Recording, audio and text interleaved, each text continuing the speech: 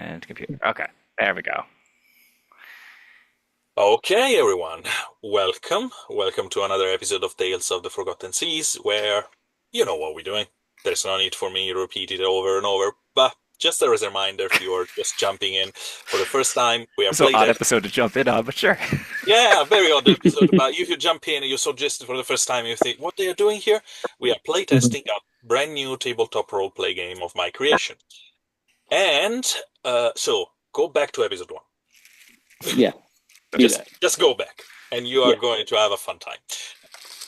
So, speaking of what's happening so far, we had a very interesting session.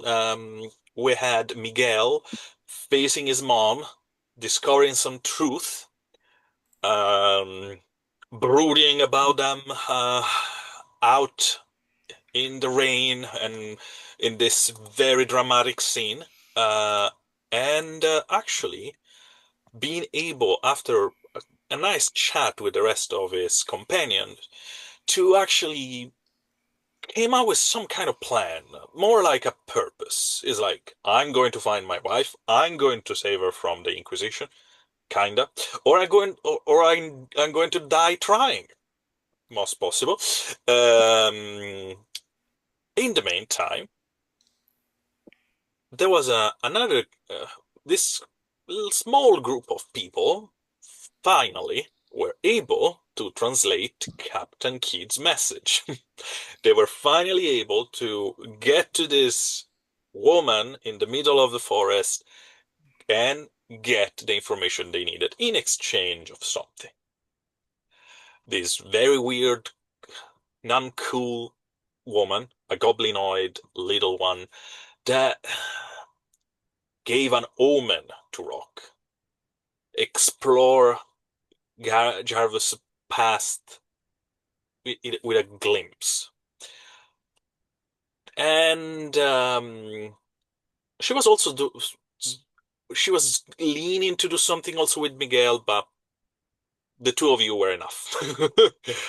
And you guys came back to the ship with a translation, more worrying than anything. And you start to come out with ideas or plan, where we're going, where is what this meaning, and etc., etc., etc. And that was just the day before this ominous Ocean Day that we talk about so many times in the past few sessions. But there was also another small things that worried Rock quite a bit, because Jarvis mentioned something about, yeah, the captain, she is pretty much ready to die. And Rock didn't take that very nicely, I would say. And he asked, what the heck are you talking about? But we didn't explore more than that.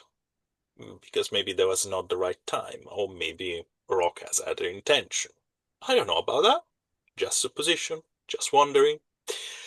So, in the meantime, Zippo, you were helping, actually, Hotbot to be precise, you were helping with the rest of the crew marooning the ship on land, making sure that those big piece of wood were holding the ship in position, making sure that all the cable were pulled tight, all the sails were taken it down, and etc., etc., etc. In those few hours, the rest of the team was out there seeking information, and you had quite a lot to do, but at the same time, the captain also asked you to prepare mm, every, uh, the maximum amount of food you could, because on the next day, there's not going to be an open flame. There's not going to be a chance for you to cook and prepare and etc. Because when Ocean Day eat hard.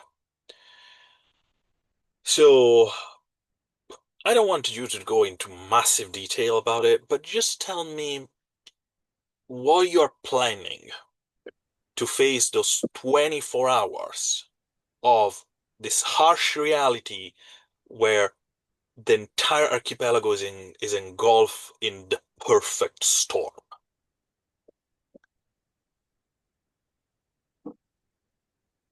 Hot Pot and available crew has been making a lot of food that doesn't spoil very easily. So there's salted fish, salted meats. There's potatoes. Like there's not a lot of stuff like that would include like dairy or anything that would spoil quickly, or like foods that would have a lower um chance for like any kind of like foodborne illness. Mhm. But it but he's I mean he's just been working nonstop, helping with the ship and getting the food prepared.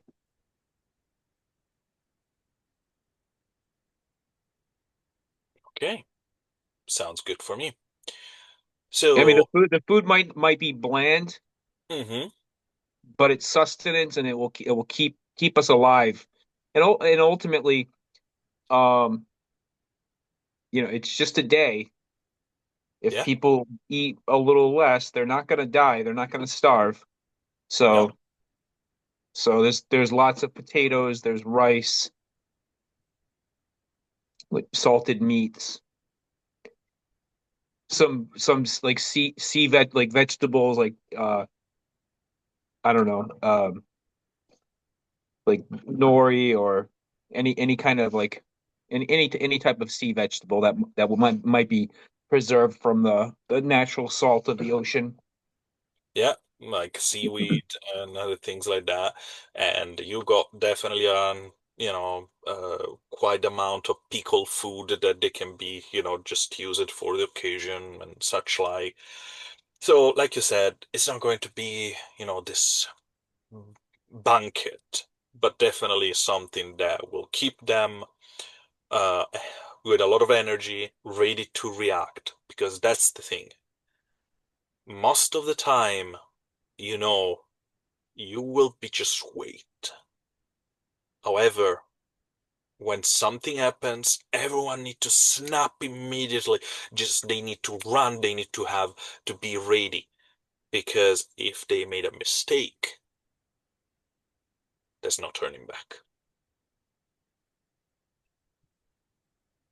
However,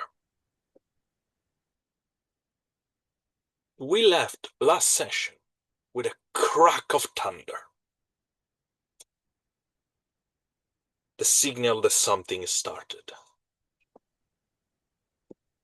Rain start to fall, heavy. And yet, it's just the night before. You guys have just finished your meeting with Olvida. You have now a destination. Will go to Fajus, from there to find Zavelek Shar, from there to Kairos, and hopefully to Captain Skid Treasure.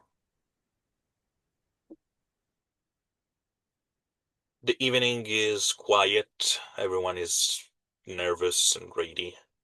Most of the people are gathering around the table when Hotpot is putting the food, helped by some other and also by Miguel's mom. But it's not like the usual chat. It's not like the usual moment where everyone just unwind. Everyone is stressed, nervous, ready. The rain is battering down on the hall just outside on the top deck without a break. And it seems to never end.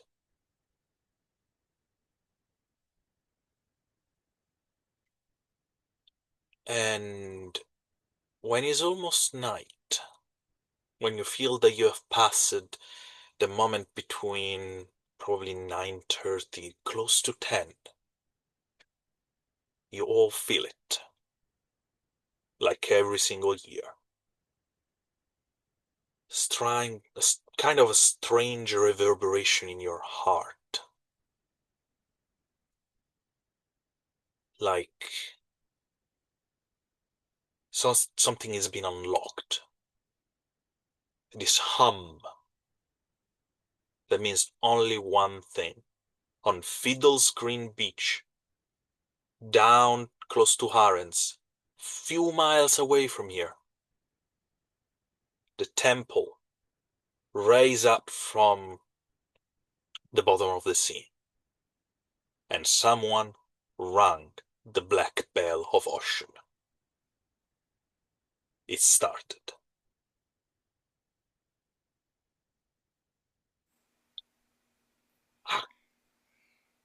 Thunder roars deep and slow from outside, like the growl of something vast and vengeful.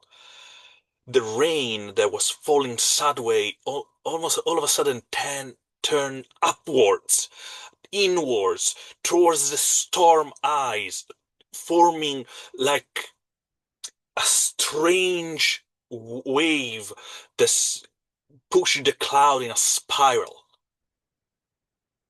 And at the center of the spiral, a lightless core, not black, not empty. Something is there watching. Not just you watching the entire archipelago. The goddess of the storm, the goddess of destruction is free for the next 24 hours. And she is pissed.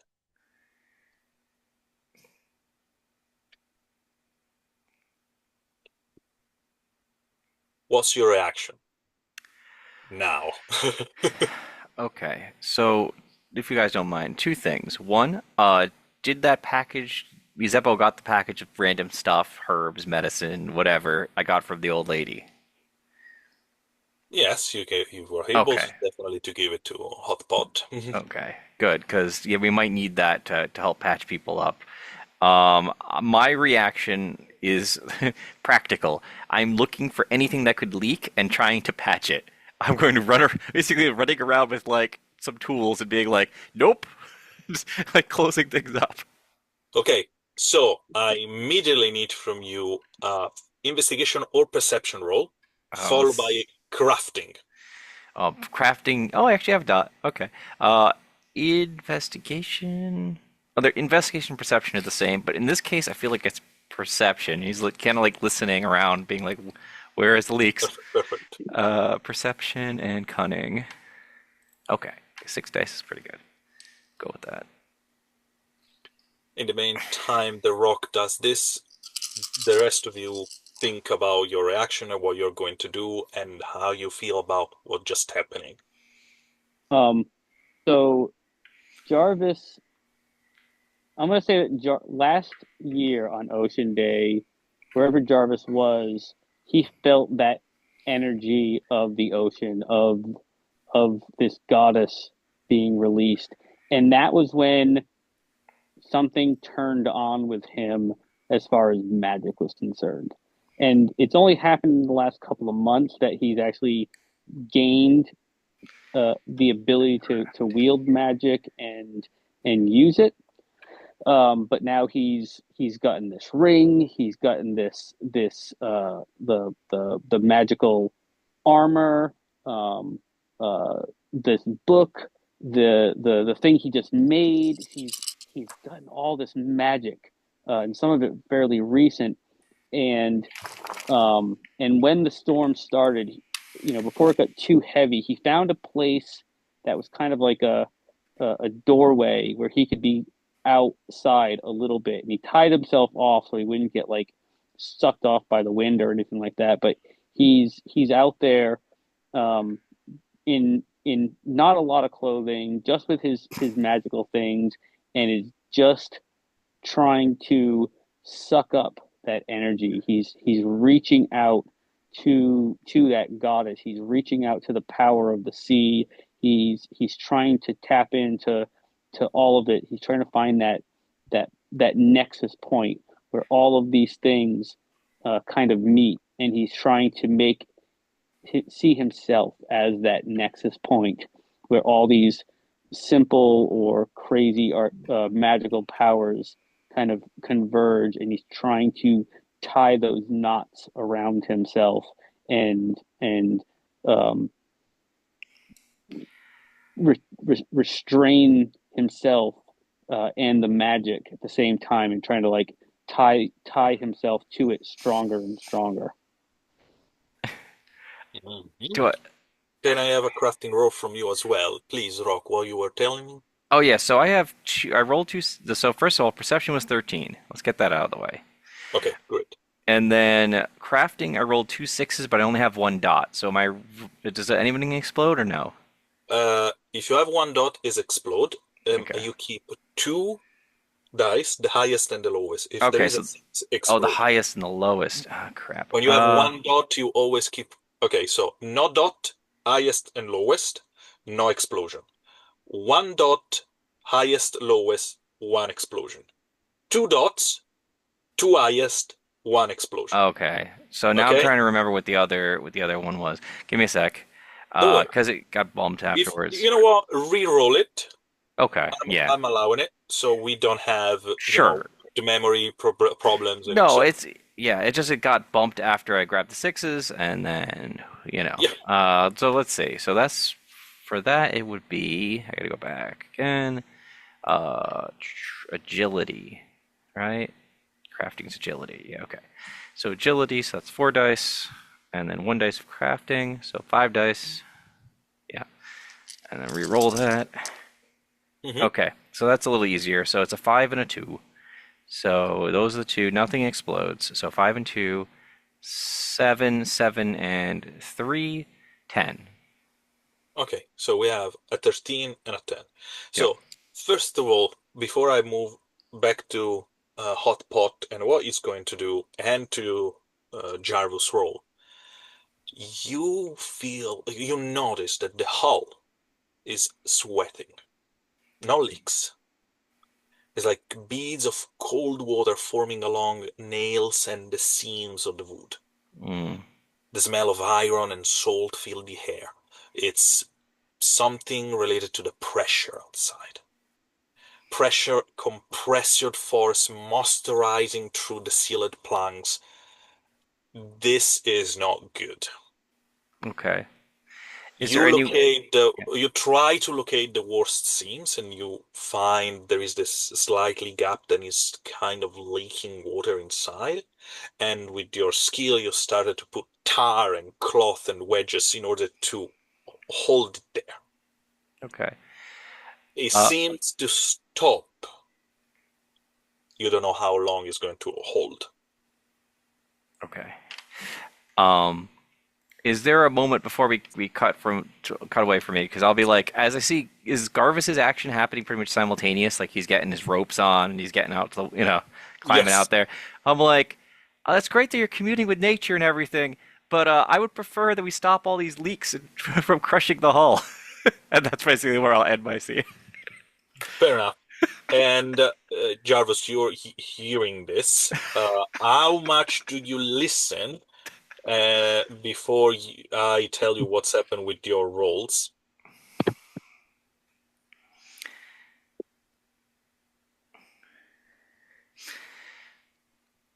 Dave? Yeah, sorry, my phone was acting funny. Um,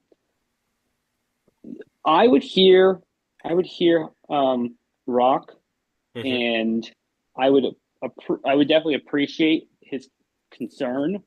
Um, the one nice thing is if we do take on water, we're not going to sink. No, But you are we on obviously land.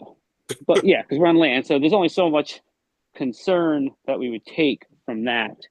Um, but um, so I would hear that, and I would take that as the universe, in a sense, is saying you want from me some power and control, but you also have to exert your power and control into your own home, which is our boat.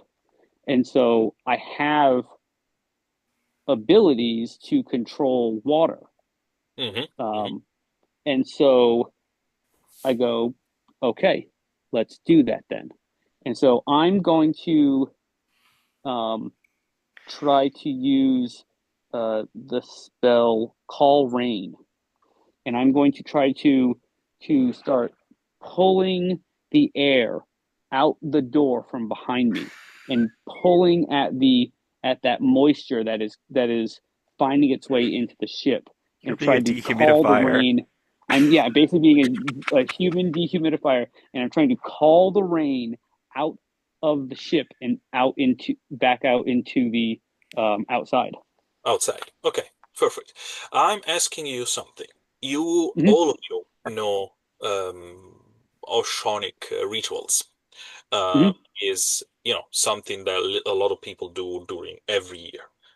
Binding bells, singing the ocean sea shanty, pouring offering to the bilge or into the sea. mm-hmm. Uh, do you do any of that in the meantime you're performing? Just to understand if you are trying to, um, find a way to appease the, commune with the goddess. commune with the goddess, appease Commune the with the goddess. goddess. Yeah, Thank you. yeah, yeah, absolutely. And again, this is something that I would have spent time over the last year, like going, which is the thing that appeals to me, appeals to my sense of reality. I come from a place of farming um and the hills, but I'm so tied to the water at the same time. And so I would have gathered up old some old grass that is obviously something that grows on land but needs water. And I would have bound those things together and kind of worked that into one of those rituals to kind of bind myself that is from the land now to the sea and say, I am part of you. I need you to live, in a Okay, sense. perfect. So Uh, I need that crafting roll from you and your Mm-hmm. spelling, your spell Mm-hmm. The roll. crafting roll. Oh, sorry. Yeah, go for it. The crafting roll I rolled the lowest was a 2, and I got a 6, and then I exploded that and got a 4, so that is a 12 plus 1 is a 13. A 13. Okay, so Mm-hmm, for what you know, the rope that you put around yourself to anchor yourself in position are holding. Nothing mm-hmm, is not even if the wind, you're just out, at the edge between the top deck and the gun deck, and you're looking outside, out there, looking at the sky, and the rain is pouring down on you, but you feel like nothing is going to move you from here. mm-hmm, At mm-hmm. least that's what you're feeling.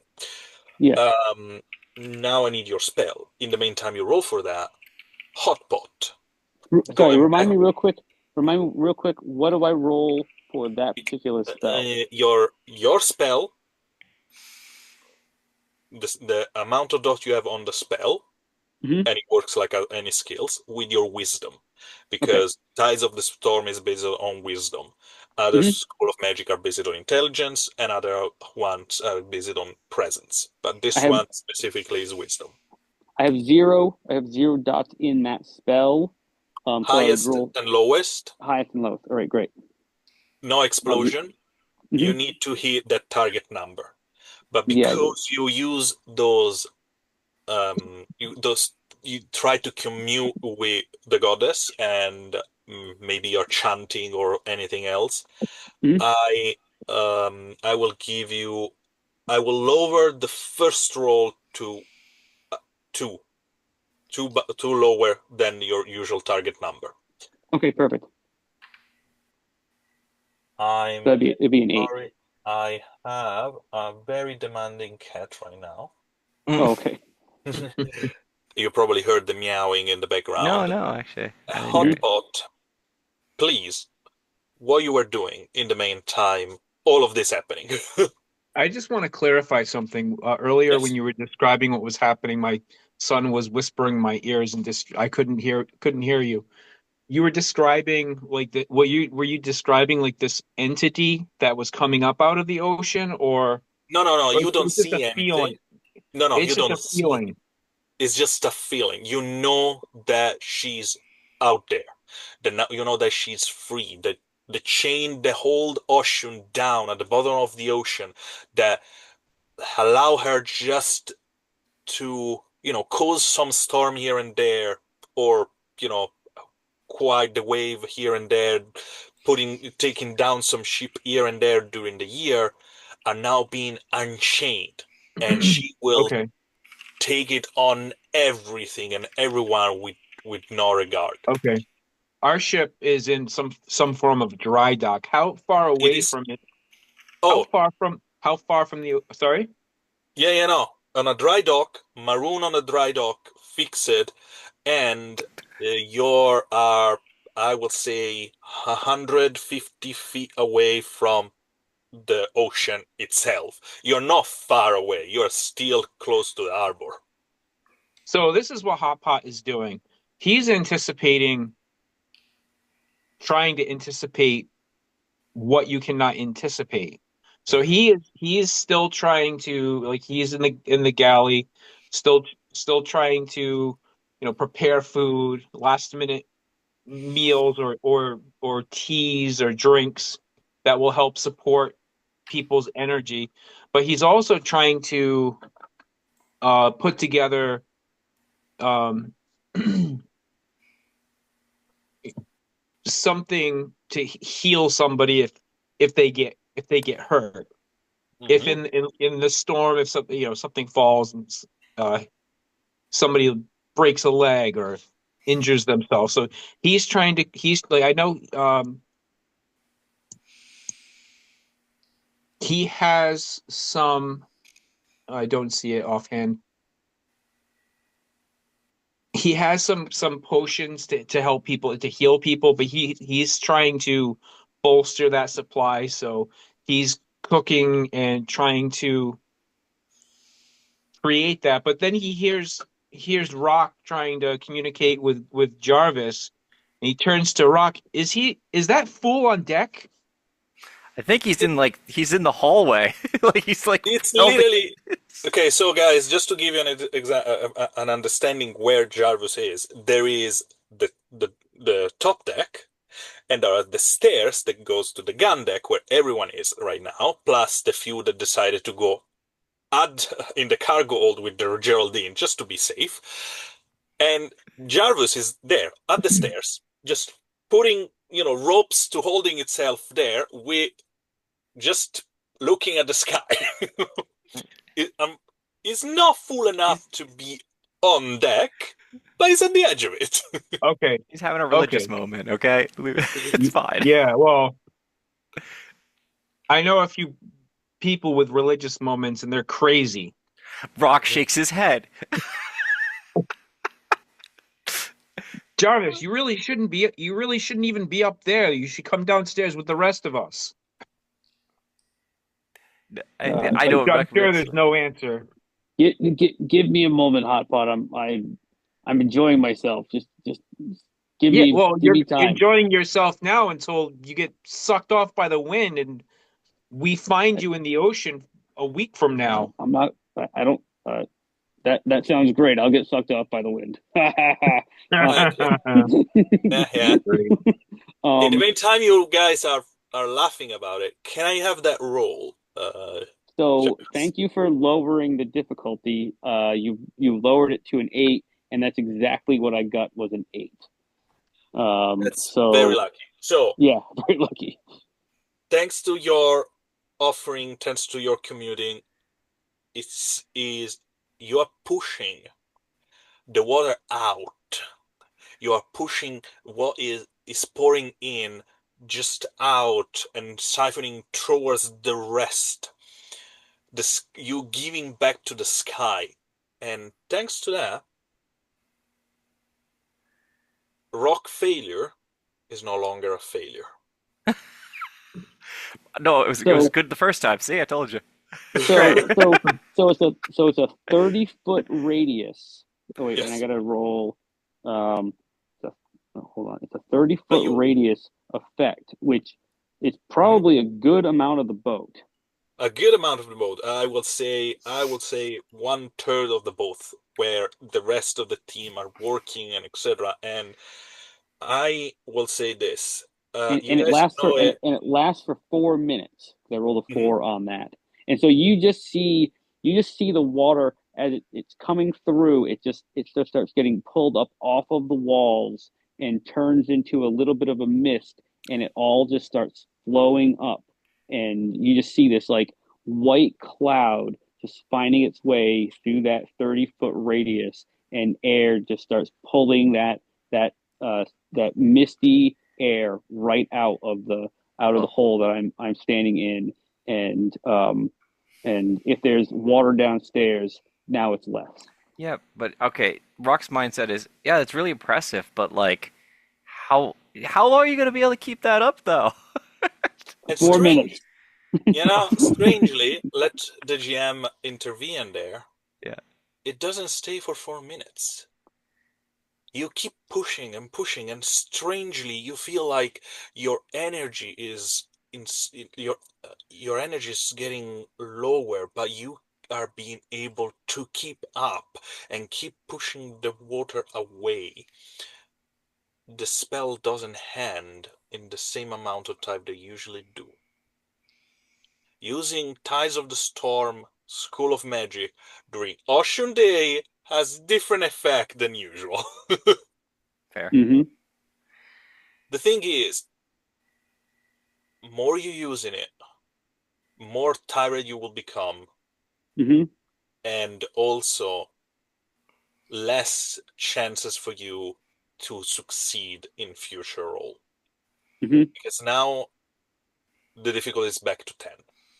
Mm-hmm. Mm-hmm. And you know that if you need to cast it again, it's going to be 12 after that, and Yeah. 14, and etc., etc., Okay. etc. You Sure. know how it works. You know that if you Mm-hmm. stress yourself, if you ask magic to, bend to your will, it will fight back. Mm-hmm. Yeah. But that's not what concern you right now, because you are in the kind of strange position to see something that concern you, but you are almost also ready for it. The line of water is disappearing. Oh, What the water was, like the ocean was crashing against the harbor there by without the any shore. problem, is getting is being pulled back and back, and you can start Mm-hmm. to see the bottom of the harbor. Uh, Mm. Well, that's a different thing altogether. That's a different spell. That's This is not going to happen in 5 minutes, guys. What I'm telling you guys are chunks of times, so you don't think this is going to mm-hmm. happen. It's like, oh, this and that. No, no, it's going to Mm-hmm. be hours, and is going to be big chunks of time during the entire day. Mm-hmm. Does can I want to roll to see if Hot Pot is perceiving what's happening, and if he can put this all together so he understands what Jarvis is doing is the source of the water receding and the water not penetrating the boat. Definitely is the source of the fact that the water is not penetrating the boat for now. In its, and you need to tell me for how much you're trying to keep up with this, Jarvis. You Mm-hmm. you know that you can, but more you're doing it, more chances I'm going to give you some penalties. Just so you know. Now, is it just a quick question? Is it only a penalty on that spell, or it's a penalty on all my spells? On that spell. Okay, great. I have a question. Sorry Yeah. to, if I'm interrupting, I'll stop. But No, that's okay. okay. If I see like Hotpot kind of looking around and being like, what is going on? How do I solve this? Hotpot, can you make a stimulant that'll just keep him going? Like, can you like juice him up so that he just keeps riding this out? Well, I want to. As soon as I have the opportunity, I'd like to try. Okay. Okay. About the to finish to answer your question, Hotpot. Yes, is the source of the fact that the rain is pouring out of the ship, but is not the reason why the water is receding. Well, they wouldn't. I would tell them. I would actually Well, say, "Hey, we got a potential problem up here. The shore is getting bigger. So now, because you wouldn't know, because you're not looking outside. I'm the one looking outside.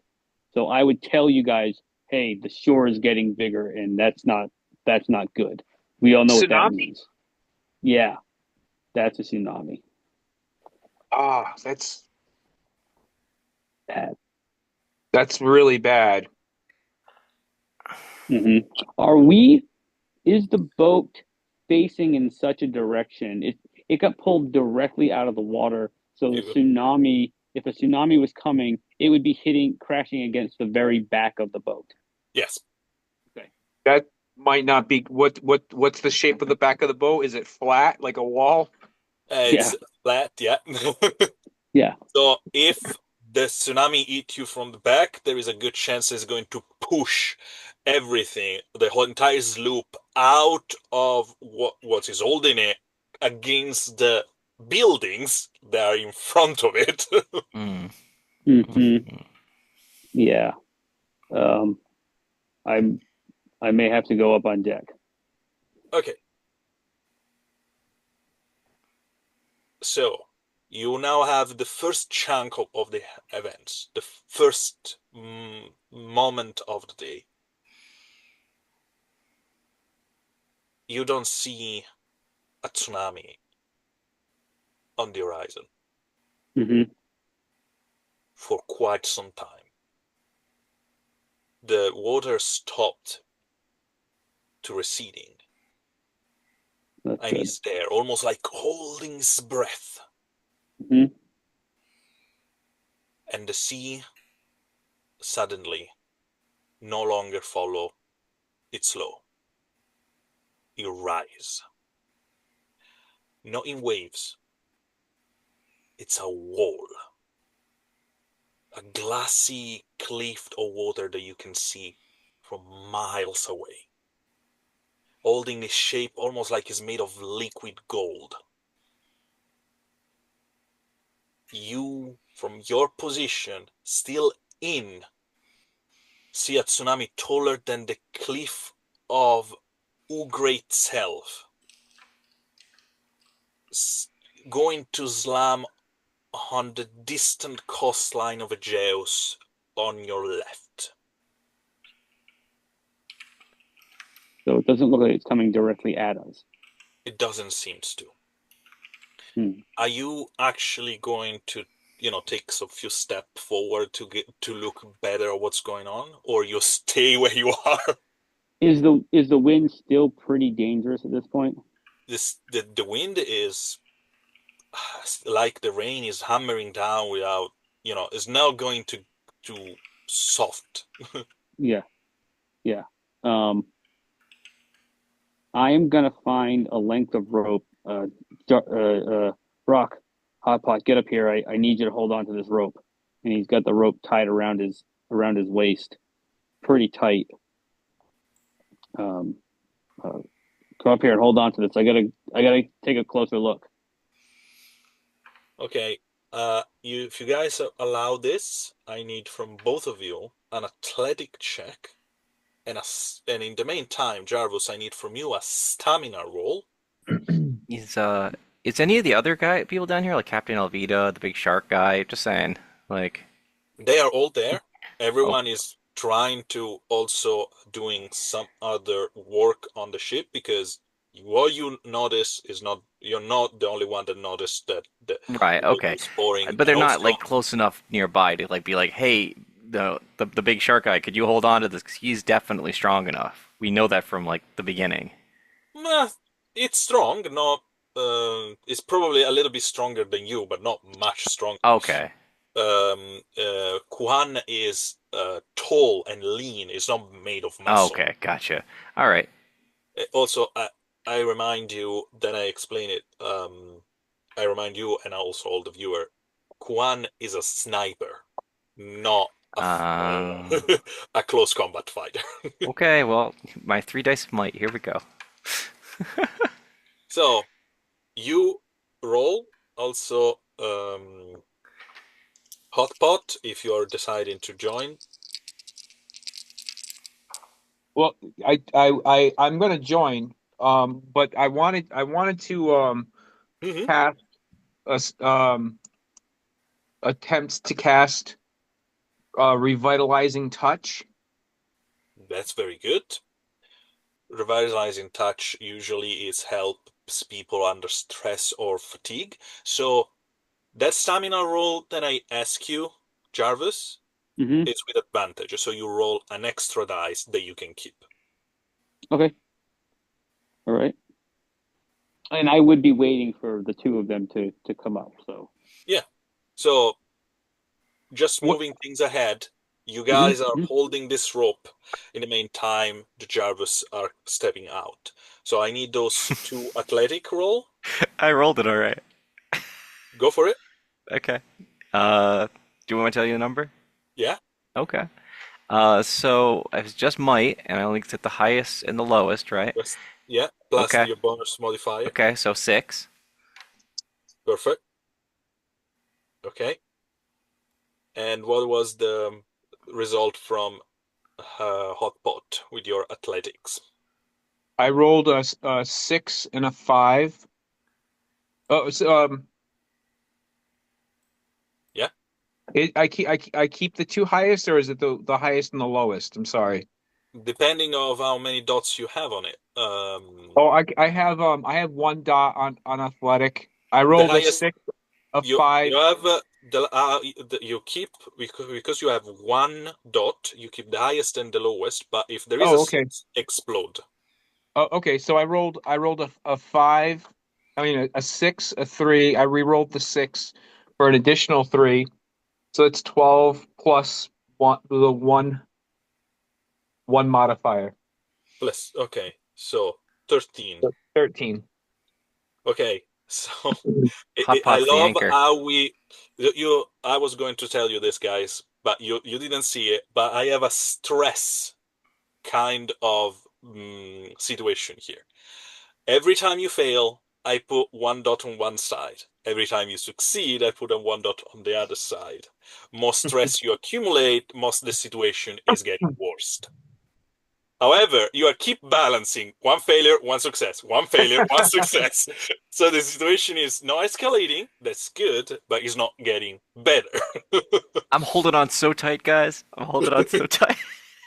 So Jarvis, as soon as you step out, the wind is pushing you on the side, and all of a sudden, if you didn't know that they were holding, you thought, okay, I'm going to fly away. Mm-hmm. You hold on the side, you position yourself, and you look. Uh, what you see is not the best, I would say. Mm-hmm. Mm-hmm. You in the distant coastline that it was hammered down by this wall of water. You see ship shattered like driftwood. An entire fishing fleet that was literally just hold it there. Make sure that no one was going to have any problem like you is lifted into the sky. Just almost like someone just scoop it out and decided to throw it. Mm-hmm. They don't wait nothing. They spin it once before dropping down and getting shattered on the surface. If those Mm-hmm. ships were there were people in it, they are gone. Mm-hmm. And the sea close on them like a fist without letting them go. Mm-hmm. Mm-hmm. All the water are turned dark. almost like they are hungry. They are furious, and in Hmm. this darkness, almost see things moving. Hmm. That's what you're saying. So did you want my stamina roll? Yes, please. So I rolled. Uh, so I have two dots in might and one in stamina. So I'm rolling three dice, and a six can explode. So I rolled a six and a two. So and then I exploded my six, and I rolled another six. So that is 14, 15 plus then I rolled another six for Hot Pot's advantage and got another six. So that is actually what did I say? That's a 21. Okay, so you're not just holding it tight and you keep using your energy to push water out. You get a critical Hmm. token right there. So I give you two bonuses on the. Well, before you do that, Zebo just said that he never actually rolled for the spell. So Oh no, don't um, worry. I okay, consider it. I consider it. okay. Thanks, Jespo. I appreciate, but I didn't need you for you to roll. Okay. I roll it against you, and I roll it low, so everything's good. Um, what I was going to say, I give you guys two bonuses. So you're diffusing, thanks to your critical, you are diffusing the stress of the situation a little bit. So we Hmm. got two stresses, three no stress. Hmm. What the situation is, the water is coming back. After Hmm. this massive tsunami is crashing and destroying those things far away from you guys, and you see, you know how many lives already been taken just by this, and the days just started. You see the water coming back, pushing against the ship. You guys all feel it. There is all of a sudden a motion all around you.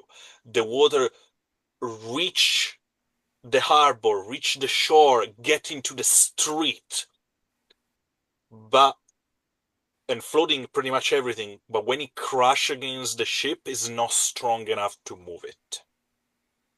Hmm. But and for now is now churning and moving all around you. But that's it. Hmm. Um, I lost it for a second. Now that you're out there, I kind of what see you myself as having um a not a javelin. What's the other? A harpoon. And boom, okay. I'm using a harpoon and like sticking the tip into the deck and like using that to kind of anchor myself. And I'm pulling myself out a little bit far, and that's how I kind of like was able to get such a good view of what's going on right now. So I'm holding myself that way while they're holding me with the rope. I'm kind of like steadying myself there on the deck. Okay. In the meantime, guys, just to understand the situation, it's chaos. The amount of sounds, the amount of the hammering of the thing is like of course, in real life now, no one can see it, but in the world of the game, people are shouting order and barely you can hear them talking. Some of the sailors are holding each other because they are scared. The Miguel is literally just standing there holding his children as tight as possible, because even if they put a brave face, this is a you know um, a dreadful situation. Can okay. Yeah. All right. I'm thinking of what I'm going to do here is I'm holding on to the rope, so there's not much I could do with my hands because I'm currently trying. In my mind, I'm helping hold Jarvis, right, so he doesn't fly off the boat. Absolutely. But I'll just be like, there's two things will occur to me. One, I'll be like, Jarvis, what's it like up there? What's going on? That's the Hmm. first thing I'll It, probably do. it's chaos. It's people. The boats around us are being just completely destroyed. But it looks like the waves aren't. It doesn't look like the tsunami is going to hit us. So I think we're in the clear right now. Okay. Um, all right. So what I'll attempt to do with my other action is kind of like turn back my head towards where the chaos is and attempt to persuade the terrified people that that the situation is not directly hitting us. It's kind of under control. We need to Hmm. just need to ride this out, basically. Okay, yeah. This is a moment where you need to give them the right orders, the right Right, right. morale. That's what I mean. Like, so I'm like, no, no, no. Keep doing what you're doing. You there? Go and patch that up. I know it's still leaking because I can see it. It's like things like that. Be like, Okay, okay. So please,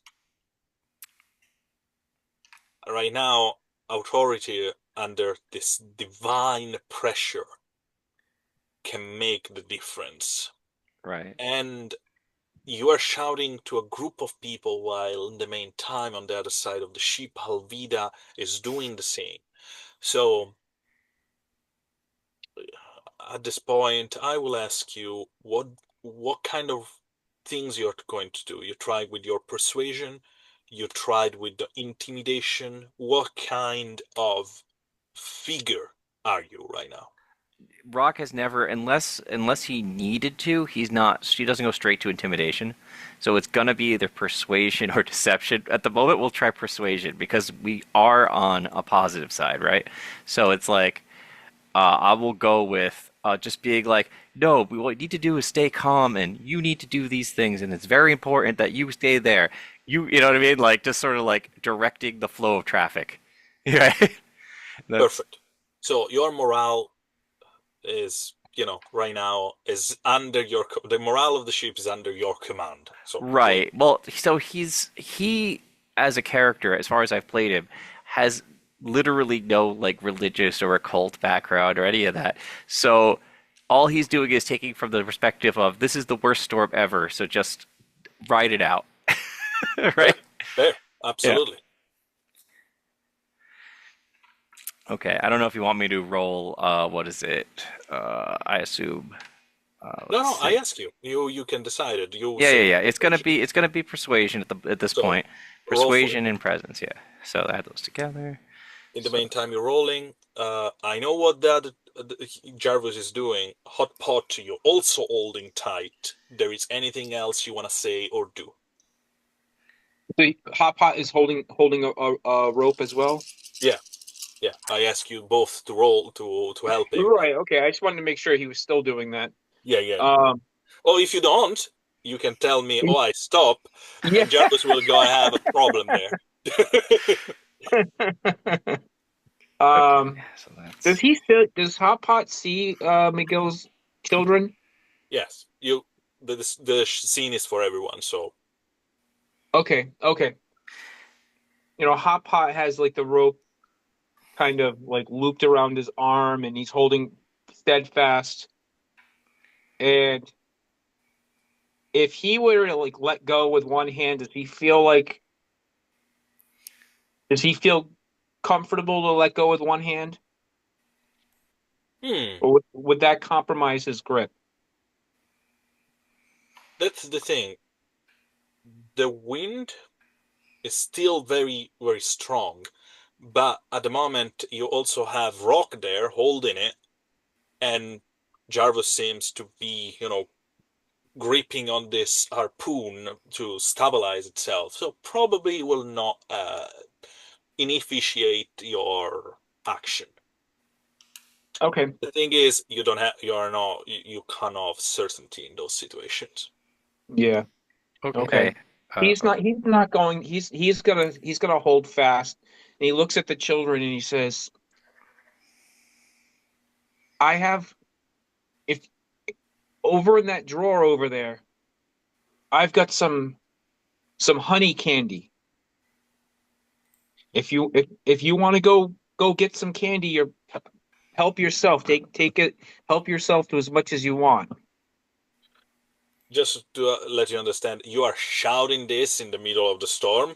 So just because if you just talking normally, guys, Oh we are yeah, all talking normally, but just so to get you in the right mind setting, okay. you need Yeah, to shout between each other because on this distance you can barely hear it.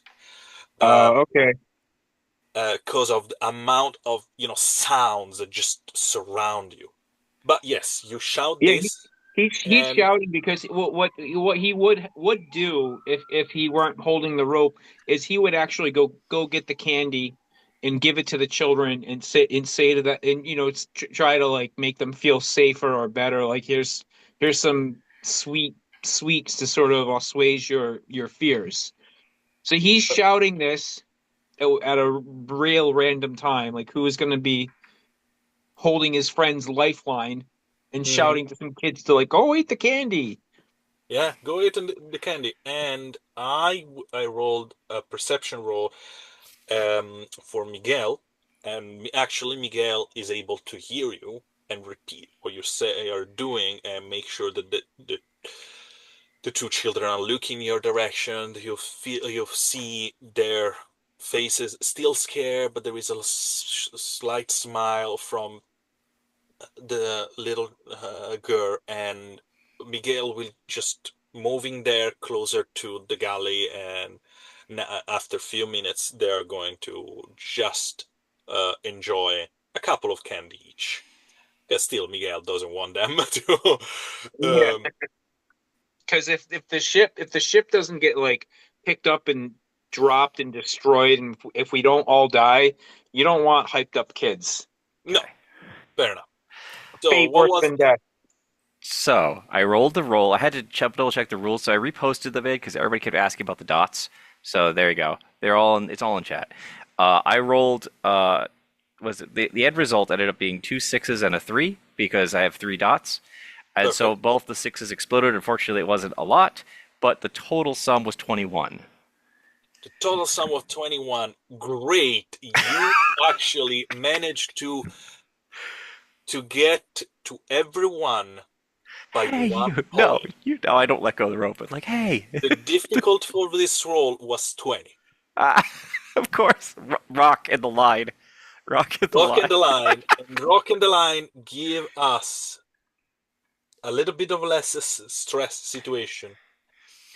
You are able to actually make sure that everyone is more focused, more calm, at least on this side of the ship. And Otpot, your candy maneuver, I will say, gave a little bit extra point. We don't need it because it was already a success, but in case it wasn't, the candy thing was giving Rock a little bit of an extra +1.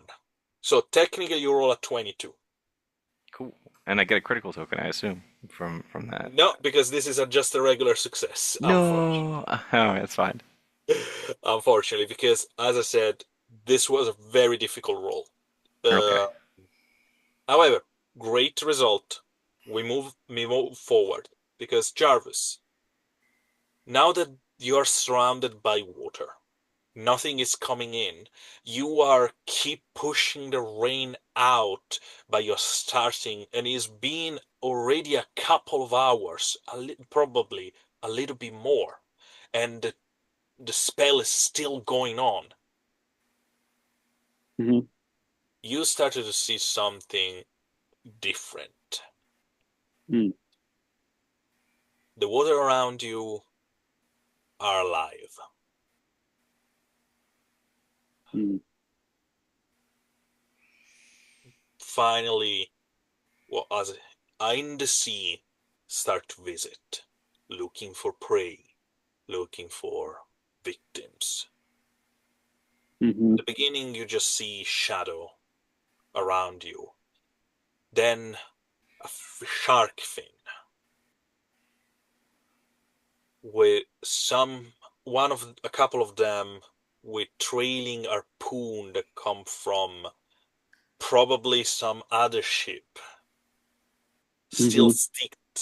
stuck in their body, just moving into the street, Hmm. drown like, you know, draw here like lions that are just waiting to be fed by the zookeeper. You, they are searching, and those are not the main problem there. In the far distance, you see a shape of something that look like a sea serpent. Don't know, it's hard to see. Your perception is all messed up by the water, by the flash, by the wind that push you. But that thing's is a colossal beast. Mm. And is just a few miles away.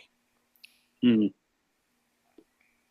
I don't think I have magic that would normally be able to reach such a distance.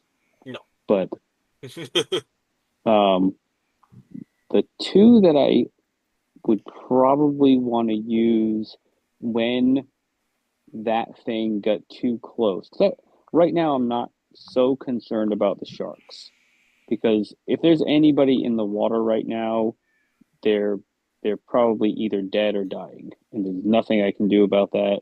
And the sharks are the predators are going to eat, and that's fine.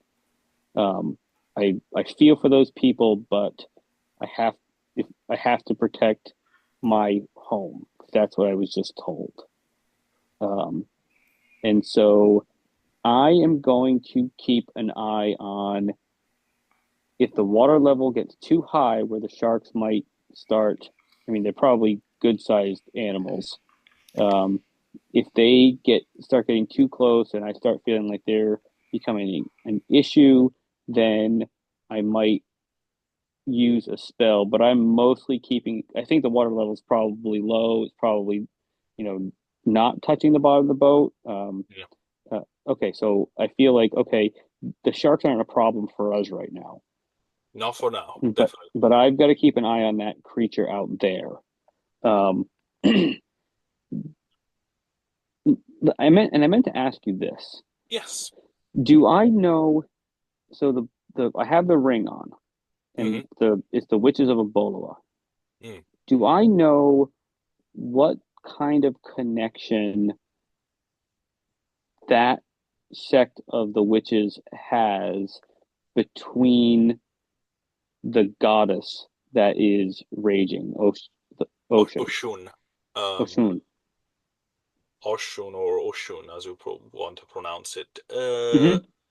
Technically speaking, and this is something that everyone knows, Mm-hmm. nobody in their right mind will ever worship Oshun because Mm-hmm. she's chaos and destruction. Mm-hmm. She has a purpose. Don't get me wrong. Er, Without her, the balance is not kept. Mm-hmm.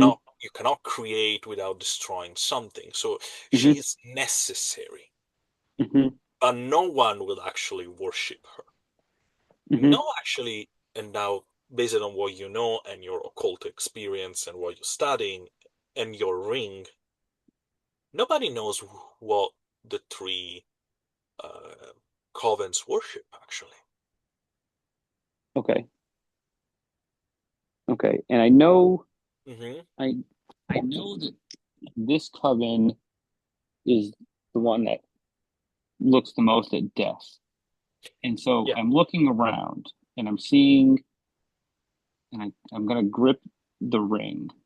And I'm probably going to pull myself out a little bit farther, maybe grab another rope, tie another rope around myself, and Okay. Uh, lash that rope onto the hooks that are on the sides of the boat, just for that extra security.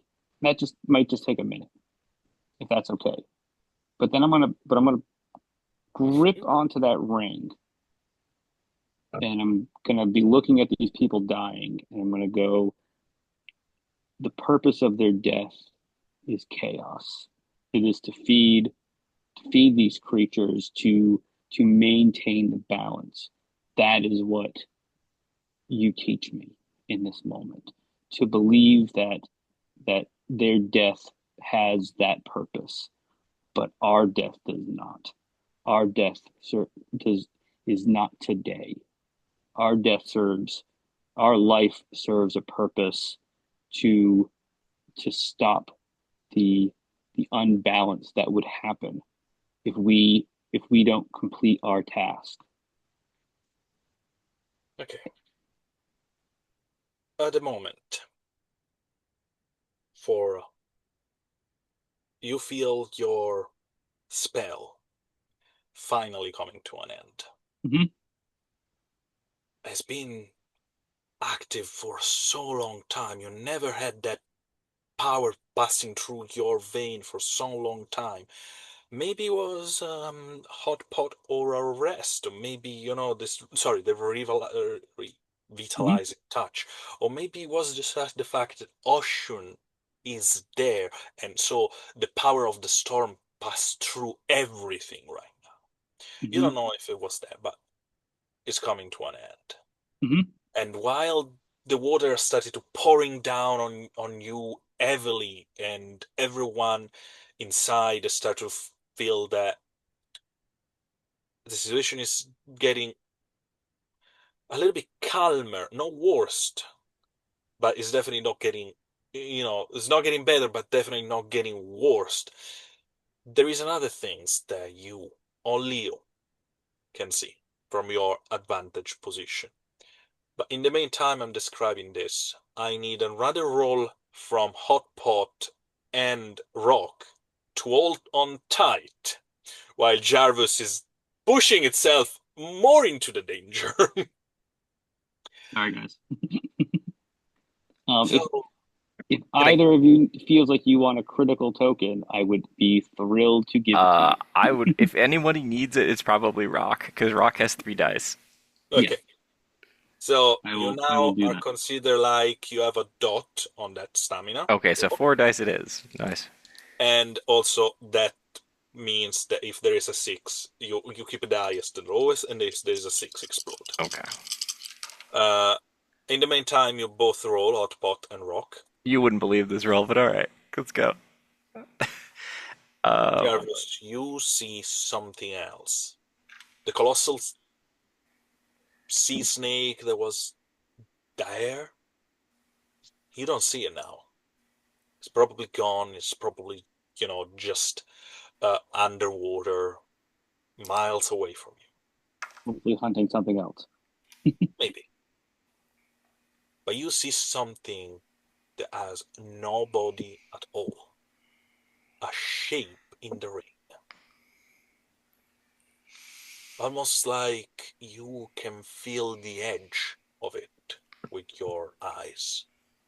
And it is like, even if you don't want to watch it, you cannot see it, not seeing it. It's colossal.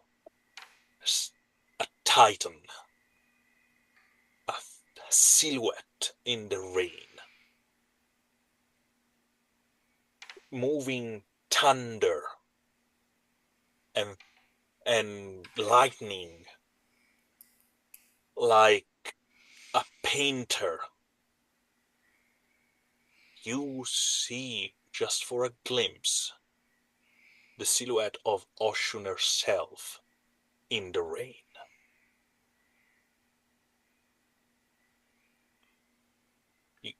It's not physically there, and yet you can perceive her titanical strength and shape into the rain of this storm, and it's just at the edge of the horizon. So she's ultimately very far away, but at the same time, she feels like she's strangely close. I mean, this thing is so big that you think if she turns and decides to look where I am, she can touch me and reach me with no problem. Mm-hmm. Great.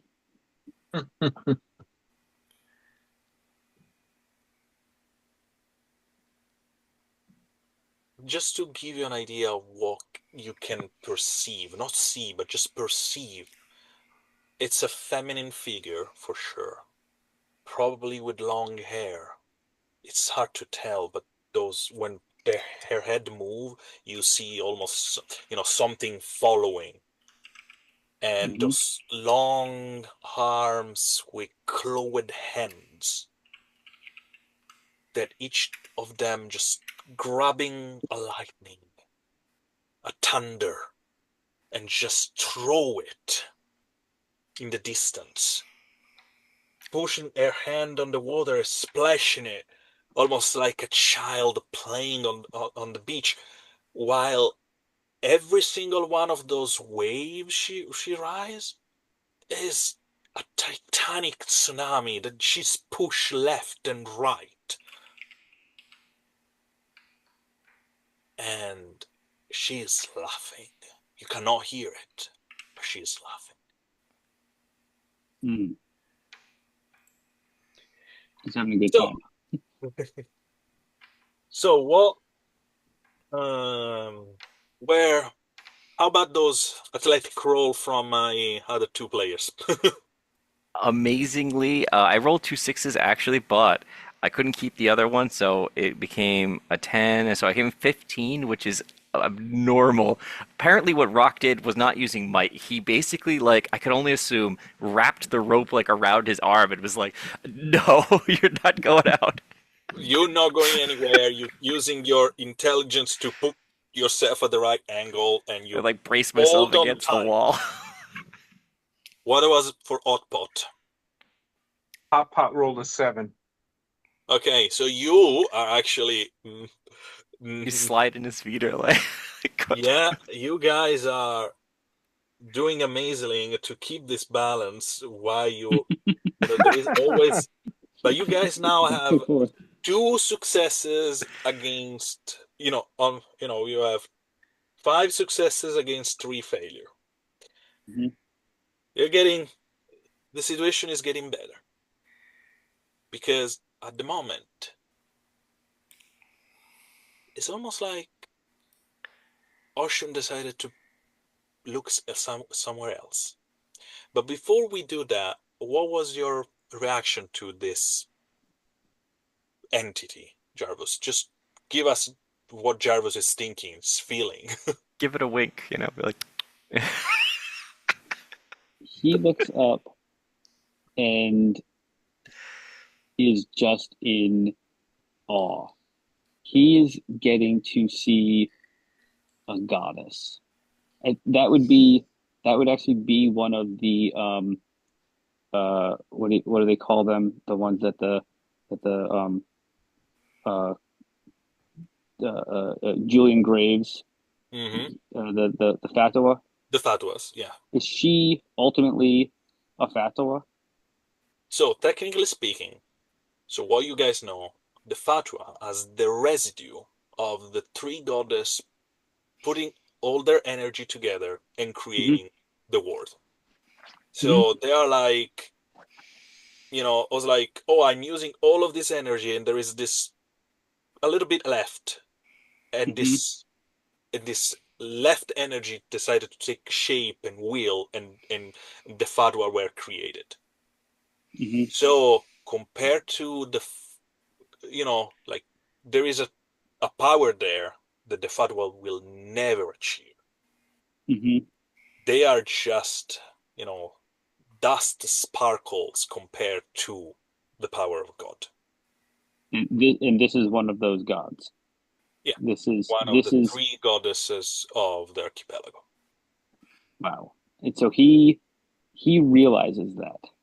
He realizes that he is looking on someone who, if someone sees them, they're probably about to die. And Jarvis steels himself in that moment and steels himself to believe this is not my day to die. This is my day to do something amazing. He is going to Oh reach no. his hands up and he is going to try to commune with the goddess. Um, he is going to, she's having fun. She's enjoying herself. He's not here to to ruin her fun or to mess with her emotions. He is going to reach up and he is going to uh which one do I have? I'm going to go with this one. He's going to use a crushing wave. He's not using it to attack her. He is just using it to pull a whole bunch of water Mhm. up to to splash two what would be small waves together, almost in an applause to her, to to give her some small amount of praise for her chaos and and her and her patience. She has to patiently wait all year long to come out to create havoc. And as much as it's sad and it's terrible, it's there's a beauty to it. And Jarvis is conflicted in all of it, but because of his newfound faith, he sees this strange, morbid beauty in what they are creating, and so he brings these two massive waves together to just applaud her and create a small amount of havoc there in the middle with some of the already destroyed boats. Not he's not trying to actually hurt anybody himself, but just Mhm. Mhm. pull some wreckage together to crash it together and give her some small amount of honor that he can. Roll me that 12. It'd be a 12 Yeah, or is it 10? because that I thought it was down here as a 10. no, that is for the other spell. Rainfall is a 10. You know the target number? You have a 6, 8, 8, 10, 10, 12, 12. Oh, okay. I had it below. I had it. It's probably because it updated after I got the extra dot. Probably what it is. Yeah. That's fine. So on Crushing Wave, you need a 12.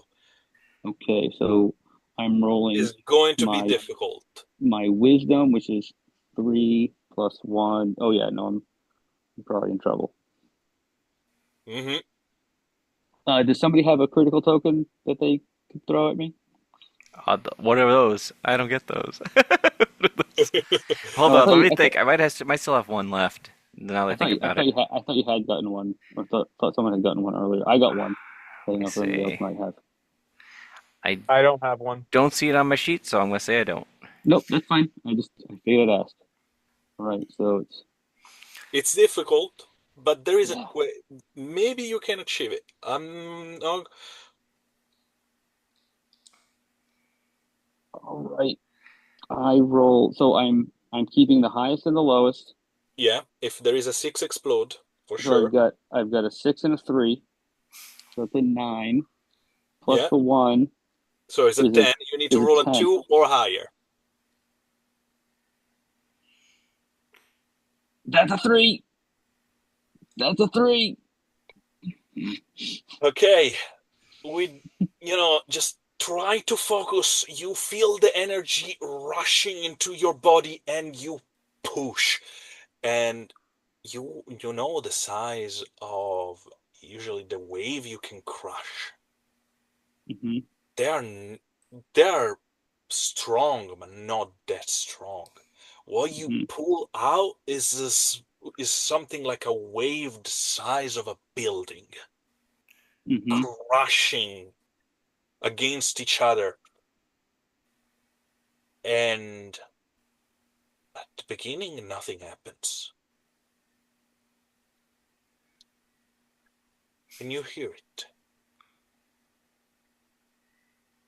Always the ocean color, the song, the sea shanty is in your head. You know the words, you know the rhymes, the tides roll back, the belly's cool. Sing high, sing low, let the bell resound. Ocean, ocean wrath the sea surround. You heard it so many times. You know, the in and out of that song, like every single people on this freaking archipelago, because that is not just a song. That is a story of what's happened there. Mhm. How the pirate king Jolly Roger fought against Oshun herself, against a goddess. The entire crew waved flames again, and they paid a hefty price, but they were able to chain her down before the alabaster blade, her mortal avatar, brought ruin to sea, shore, and the entire archipelago, destroying it once and for all. Yes, she's free for 1 day a year, but that's the price you pay to avoid complete annihilation. Hmm. Thanks to a group of men. They paid a hefty price for sure, but you can all survive. And yet, you know that Jolly Roger crew is considered the worst things that ever happened to the archipelago by many. But as you know, story is written by the victorious. Hmm. But that's not the important part right now. Oshun turn. And even if you don't see her, just this massive silhouette in the distance, you feel it. For just a brief second, she's looking at you.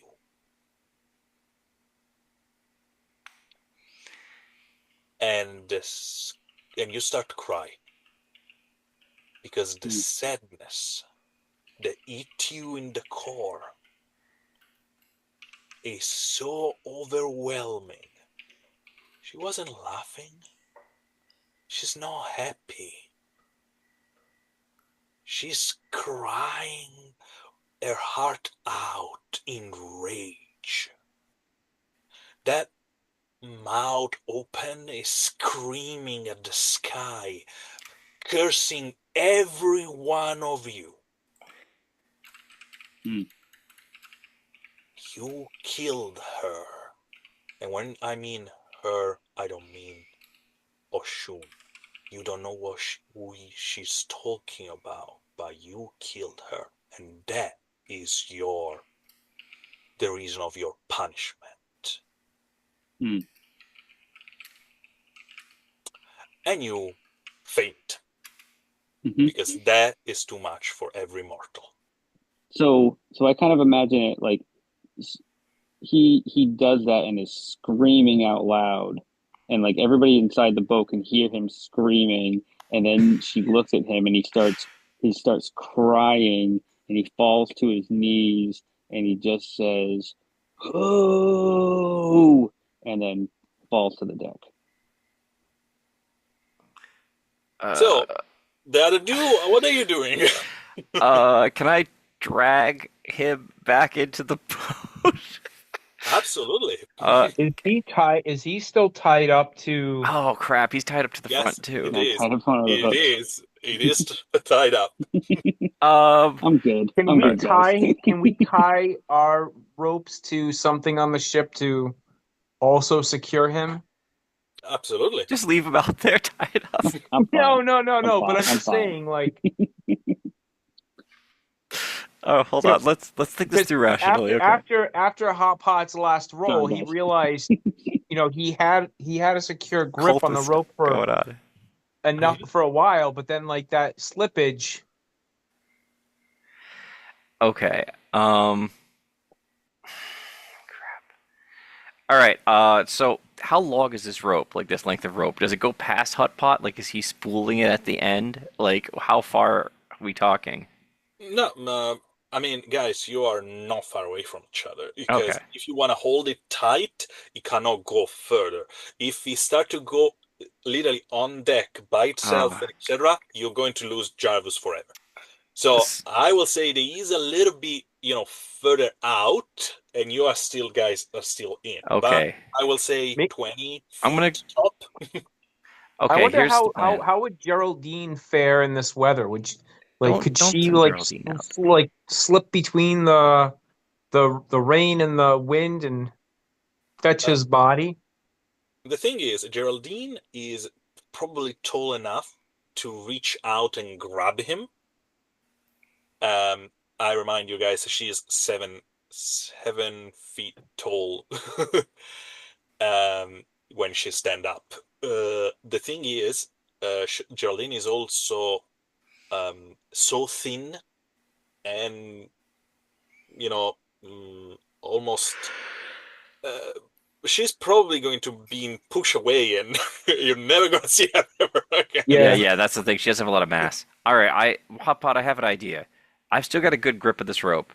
Where I'm going to slide backwards and you're going to go upwards. You're stronger than me. I know that.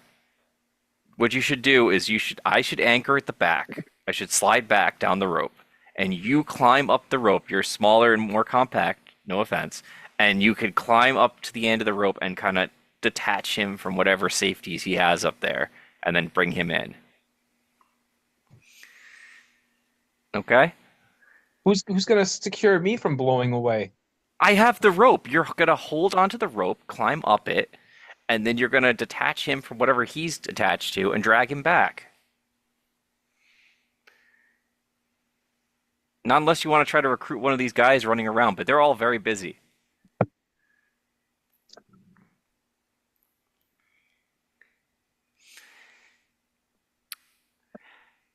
I mean, that's the only plan that seems reasonable at this moment. There's nobody else that isn't doing a thing, I'm assuming. I'm looking down like Right. the Everybody down line. everybody has Everybody has their every job. You can I gave call him a out for job. help. Never going to stop you to call out for help. And there is a couple of big guys on the ship. You guys know that. Right. So All right. Well, I guess I'm gonna have to try to do that. All right. Let me hold on a sec. All right. I got an idea. Is there something that we can use as like a rudimentary thing to like get him up the rope? Like, you know what I mean? Like, I'm trying to there think is of. by the way, Jarvis, the harpoon you were holding is gone. Okay. Good to know. Well, yeah, he collapsed, so he let go of it. So he Yeah. fell over. And the wind just. Oh, Okay. Yeah, while you ascend, I'm gonna try to find also some other things to kind of like get a hold of to kind of give myself more weight. You know what I'm saying? I'm not gonna go anywhere. So, you start going up the rope because we need to get him in now, and I'm gonna grab like a big old barrel, and me and the barrel are gonna go hug each other real tight. Yeah. okay. I imagine you want me to roll um either like acrobatics or hmm athletic. hmm I am not good at either of those things, so you should really do that. I'm gonna roll acrobatics Okay. because I have more I have agility than acrobatics, I do sorry. might. Fair. Fair point. Can I ask, because you're rolling this, I'm going to ask a roll from Rock, but before I ask you for the roll, do you call for some help? Okay, so there's two problems here. One, Rock just literally told everybody to go out and do these things. And so I would be pulling someone away from a task that I've already told them to do, which doesn't seem It's been time, it's not like, as I said, okay, guys, okay. this is chunks of big chunks of time. It's not like you see something and immediately happen. I'm describing you an entire day of Okay, okay, events. okay. Well, Um, maybe like well, because I'm sorry to interrupt you, but if Hop Hop was shouting earlier, Miguel could barely hear him about the honey candy. hmm If yeah. you're if you've got the rope and you're hugging a barrel to secure yourself, maybe I should. And I'm not doing anything right now. Why don't I just go grab somebody? Okay. So I will. That makes sense. All right. So I will grab the barrel and the rope, and I'll look. Okay. Hotpot gets like gives you a motion like Yeah. go find somebody. Okay, Pot scans the room quick and he runs to like the first uh biggest and strongest guy or two and says, "We need your help." I'm going to give you three options. There is Ikrot, the big crocodile man. That is one of the guys that usually do the sales and etc. There is Lath. It's a humanoid tortoise. It's kind of a monkish kind of guy that usually work down below. And there is Gdansk. There is this Tuskul, this orcish guy that is also one of the fighter on board of the ship. And they are shout distance. So which one of them you will call? Let's get the big orc The guy. first one, the Uh, croc. You said oh, the croc. Ikrot. Oh, Ikrot. okay. Sorry. No, I no, it's mean, okay. he's used to holding like dealing with the sails and the ropes. So Good call. So I will give you, thanks to Ikrot presence, uh, a bonus on holding the rope and bring Jarvis in. You don't know how. I'm going to roll, and based on my roll, I'm going to give you a specific bonus. Now you need to roll me that agility.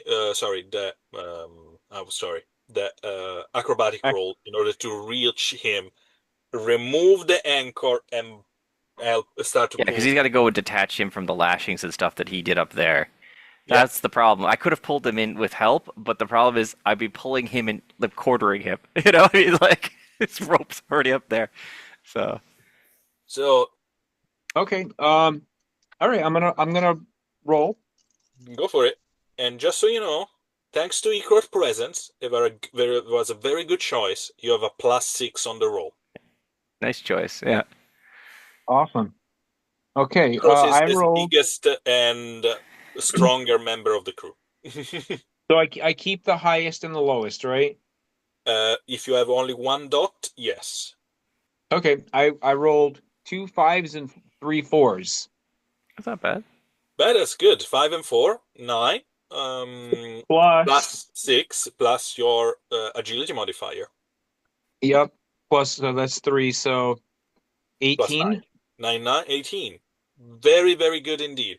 So it's a long process, but the three of you were Ikrot pulling, you just literally just reaching and making sure that Jarvis is not tangled in this rope. In the meantime, Rock is holding this For dear barrel life. to dear life, and with the rope around your arm, Yeah. so you're not pulling, but you're just holding in I'm being position. an anchor. Literally an anchor. You guys are able to pull the unconscious body of Jarvis back into the gun, the gun deck. Drench, Oof. completely unconscious, and his eyes are white. Ooh. Uh, Plus, because you are holding it down and you're pulling it down, Jarvis, your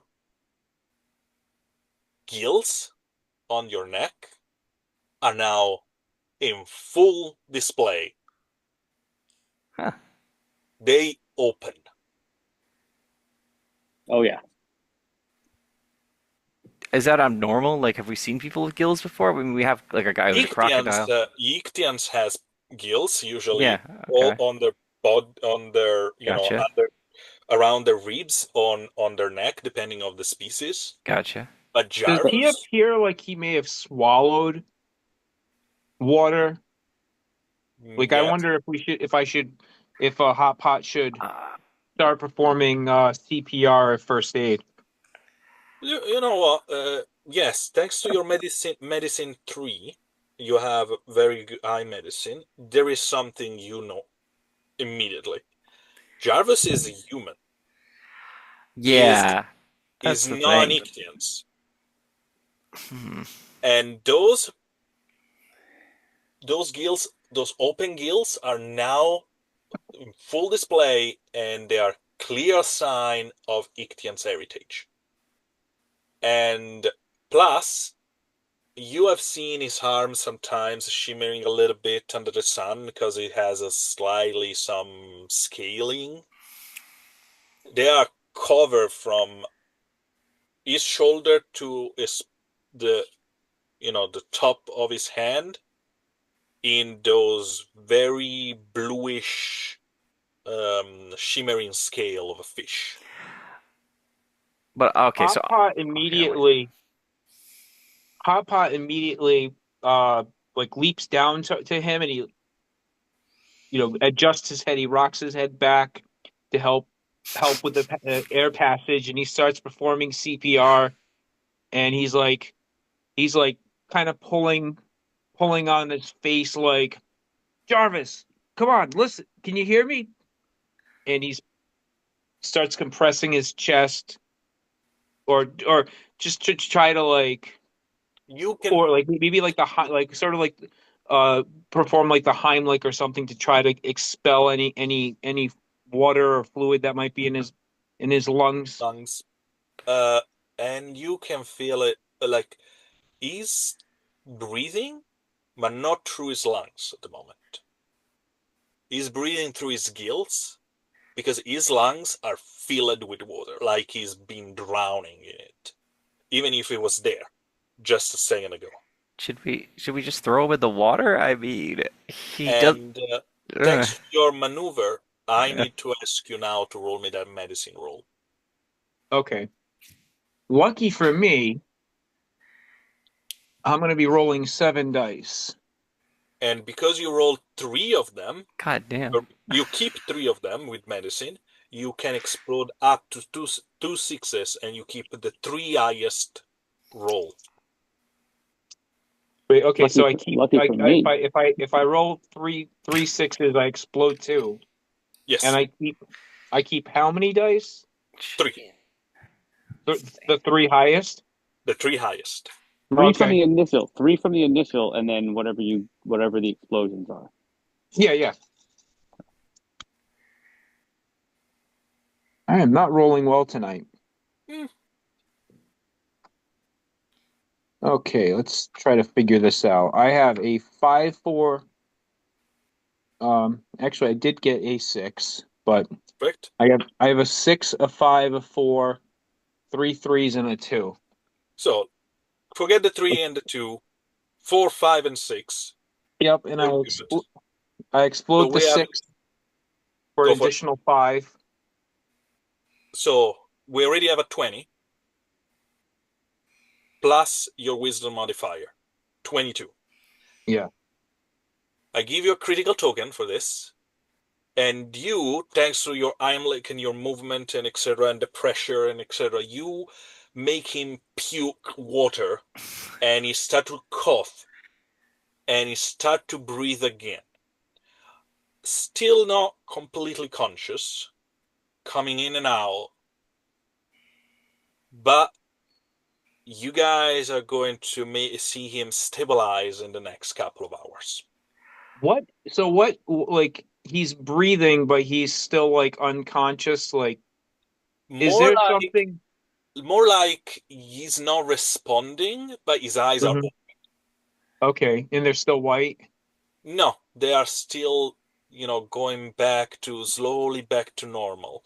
Oh, Uh, they were okay. like, when your eyes rolled back into your skull, now they're just going back to look normal. I wonder if there's a spell that That I doesn't can look good for cast him. that would help to send him like expedite his healing here. I will look at it. Soothing wounds, calm mind is probably at the moment the best option. Okay, I'm gonna roll calm mind. So I have 2 dots. That means I roll 2 dice, or You roll your wisdom modifier plus your two dice. So 6 dice total. six plus you keep two. The two best result. If there is a six, explode one. Yeah. Oh my gosh. Okay, I rolled a 4, 3, 3, 2, 1, and 1. 4 and a 3 plus your wisdom modifier. 2. So it's a Now, total of 9. that's for you. The target number was 8. So you are able to perform the spell, call upon your energy, put your hand around Jarvis' head, and you you see him breathing start to get calmer, and his mind that is now being, I don't want to say distorted or pressure, but there is this amount of divine energy that is pushing inside him that is slowly just getting away, like the residue is finally leaving. That will help him to wake up in an hour instead of two. So Hot Pot looks at the guy. I'm sorry, I forget his name, but the guy who helped us with the rope, and he says, I need you to help me move him to a hospital bed." And that's what is going to happen. Ikrot is going to help you lift it and is going to push him on the bed that you guys have in the area. There is literally where you take care of the wounds. His clothes are all soaking wet and like drenched, right? Yeah, Okay, we should probably get him into like equivalent of like hospital clothes or something. At least like some like basic clothes, and I'll kind of like take all the extra clothes, the wet clothes, and kind of walk over to where I assume Miguel's mother has a cooking pot or something, and being like, okay, let's hang these up and like start a fire, you yeah. know, No, normal you're not people starting a stuff. fire in the middle of Ocean Day, that's for sure. Not, but you know It, what I mean. Like try to hang them up at least and do no, something. absolutely, absolutely. Okay, You so you you also know that Jarvis likes being cold and and kind of wet. So this is probably not that unusual for him. Just I to mean, kind of do put that do out I there. do I I mean, think though? Yeah, you just saw him go swimming in the yeah. cold ocean water just the other day.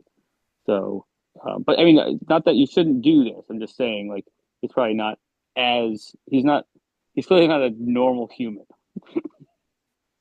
So, Okay. So, hmm. No, no, no. It's just here's the problem, right? It's not about you. Okay, it's not. That's not the problem. Rock saw some unusual just happen. Okay, and he's trying to wrap it into his mind, and this is more about Rock trying to do normal things. So he sees someone whose clothing is soaked, came in from a bad storm. He's gonna hang their clothes up. That's just what he's gonna do. Because this is him trying to stabilize the situation.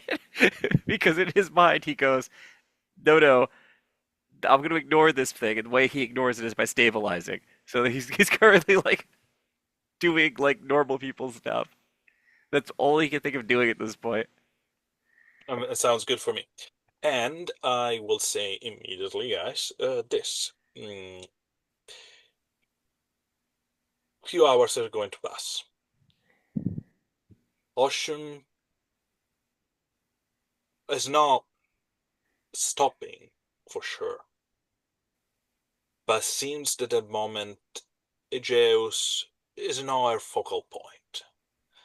She's moving towards other coast. She's maybe this year will hit on Saria or Fradiker, maybe destroying Calgary. You don't know. But at the moment, what was being done on the Highlands of Aegeus is that's it. The storm is still going on around you, but for a few hours, everyone seems to breathe and finally get a moment where they can just focus on we're going to get through. It's going to get better. We are going to pass this and everything is going to be all right. Jarvis, you finally get back to yourself. the feeling of pain and sadness is still there, lingering. It's not going to go away easily. But like when you got a trauma that is so hard you prefer not to remember it, you are not sure where the sadness comes from. So Jarvis wakes up and he wakes up crying and continuing to say, like, call Ocean, who is she? Ocean, please calm yourself, Ocean. Ocean, thank you, Ocean. But he's just crying and he's sad and he like he's almost in the fetal position and he's holding his face and then he stops for a moment and he pulls his hand away and he looks at the ring and he just whispers, "It's all for a reason. This all is happening for a reason." As he looks at the ring. And the ring, it doesn't have nothing on it. It's just a skull. The veil over the eyes is gone. Hmm. And you feel like you know something you shouldn't. Mm-hmm. I mean, I looked into a face of a god. I I I I got her to notice me today. I I did what I had to do to help my my people, my family, my home, protect them, and I acknowledged the chaos around me. I accepted it and stood as firmly against it without without judgment of it, but just to protect. And I relied on the ring. I relied on its truth, and and and I got through what I think is probably one of the biggest challenges of my life today. And he finally sits up and realizes that he's naked. He grabs his stuff, or mostly, pretty undressed, and he grabs his stuff and he throws it over his shoulder, and he looks around at everybody, goes, "It's all gonna be fine now. We all have our reason. Everything's gonna be fine." And he just makes his way back to his bed, and he's still crying, and he's still like kind of just whimpering uncontrollably, but he's unabashed about it. He's like, "There's nothing I can do about this.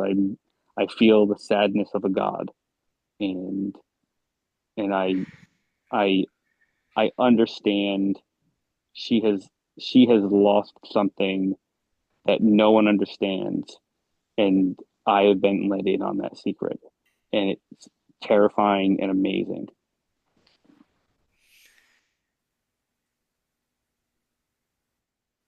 You are the only one that hear this. Lady Morashi, for just a moment, look at you, and almost in this chaos and all of this, you can hear her voice clear, like it's the only sound. As she whisper something, a name of a word in the Boliwa, Mater Levana. For you, it doesn't make sense. You don't know the meaning of it. You can probably try to wrap your head around it and translate it, but that's not the point. You instinctively know what the three coven worship. And that's the name of something ancient and deeply connect with everything.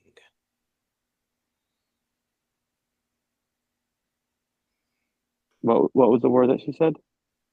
I'm going to write it down. Please, thank you. Mater Levana. And I would say that as soon Lady Verratti said that to him, as soon as he gets back to his room, he would take a moment to write that down as well. Okay, Now I'm going to write down in my notes perfect. because I'm trying to take notes sometimes. And yes, Zeppo, I have a big grin on my face. Thanks for noticing. I love when my player are touching secrets that are technically not connected with your venture, but they are deep, deep ingrained parts of this whole archipelago. And you just brushed over one of the biggest one. But that's not the point right now. Because everything seems alright, everything seems good. And when I say seems, I mean it. Because the ship, a few hours later, down into the night, made a sound that never made before. It's not a creaking sound, it's not wood. It's a low, wet concussion, like a wet thud or something. Like a fist striking wood from the inside. Like a wet cloth bashing against the surface.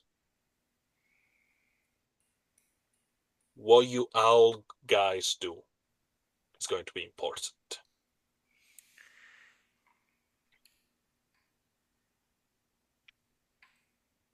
Okay, let's see now.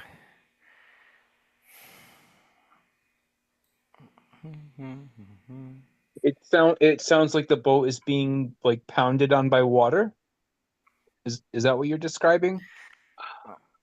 The thing is, it's not coming from the outside because the ship is being hammered by the rain now Okay. for hours. It is inside.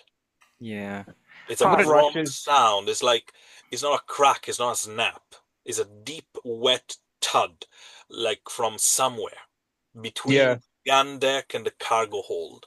I'm gonna go Like, for insight. I think that's what I'm thinking here. okay, it's more almost like the ribs of the ship. You know, guys, how the ship is made with curved wood that almost look like the skeleton inside, where almost struck, sorry, from inside. So you going from the inside. Yeah. I guess I'm gonna go with. So that's gonna be, yeah, my 4 dice plus 3 dice of insight. So we'll go with that. And the rest of you? Hot Pot is just gonna pursue. He's gonna just go to where he thinks the sound is coming from. Okay. So you going for a perception here? That's what I'm presuming. You're looking for it, or you're Yeah. going to investigate. Let's see here. Perception. I'm gonna use perception. Okay. I'm gonna pull myself together when I hear this, and as sad as I am, I have to continue doing my work. So I'm gonna go and try to investigate the issue. So 2 investigation and 1 insight. So please, guys, roll and tell me. Okay. I just to prove that my honesty here, I put the picture in Discord of my roll. And I'm Okay. gonna. Now I'm curious. I need to share it with everyone. We have 3 sixes, a 2, and a 4, and what is I'm that? I'm Okay, gonna put mine I in haven't done the other Discord. part yet. Okay, perfect. So that is your insight, and your insight is 3. So you keep 3 sixes, and you explode 2 of them. Okay, got it. Exploding 2 6s. Let's see. A Okay, critical that fail on wasn't your that way. wasn't that crazy. So okay, so that's 3 total, and then I get my bonus from my stat. Yeah, So my stat bonus plus is 2. Your modifier plus yep, 2. yep, So 3 plus 2, 5. On top, your 18. yes. That's a critical. He's like, I picture all of Rock is just like, hold on, I need to concentrate, and he's just like looking around. Okay, and the other 2, because insight is something that will tell you what's going on, but doesn't tell you where is going on. That's fine. So I just want to get a gauge of the situation right now. yeah, absolutely. So what's the result from the other? I got a 17 on investigation. I rolled my two highest was a six 17. was a Okay. 6 and a 4. Wait, no, I got sorry, 6 and a 5, which is 11. Plus, I get 3 from cunning, so that's 14, and I rolled a 3 on the explosion, so 17. 17. And hot pot, last but not least. No, no, it's the least. I'm, Uh, I'm stealing his luck. What's happening? I rolled 2 3s and 3 1s. Okay. So um so that's a Sorry. total of 6. So, 'Cause okay. So, unfortunately, the wet thud that you heard, hot pot, it didn't give you the direction. It's like, and also there is a new sound similar to it that is coming from down below, and it seems like, it's a little bit confusing right now. So for you, that is like, I don't know what's going on. For your investigation, um, Jarvis, there is one of the support beam between the decks Mm-hmm. that is making that sound, and is kind of in the middle of the ship, Hmm. but you still don't know exactly what the meaning of it. Rock, you have been on the ship for a few weeks now, a couple of months, I would say. You're not a sailor, but you have recognized that sound from before. You have seen it. You have heard it.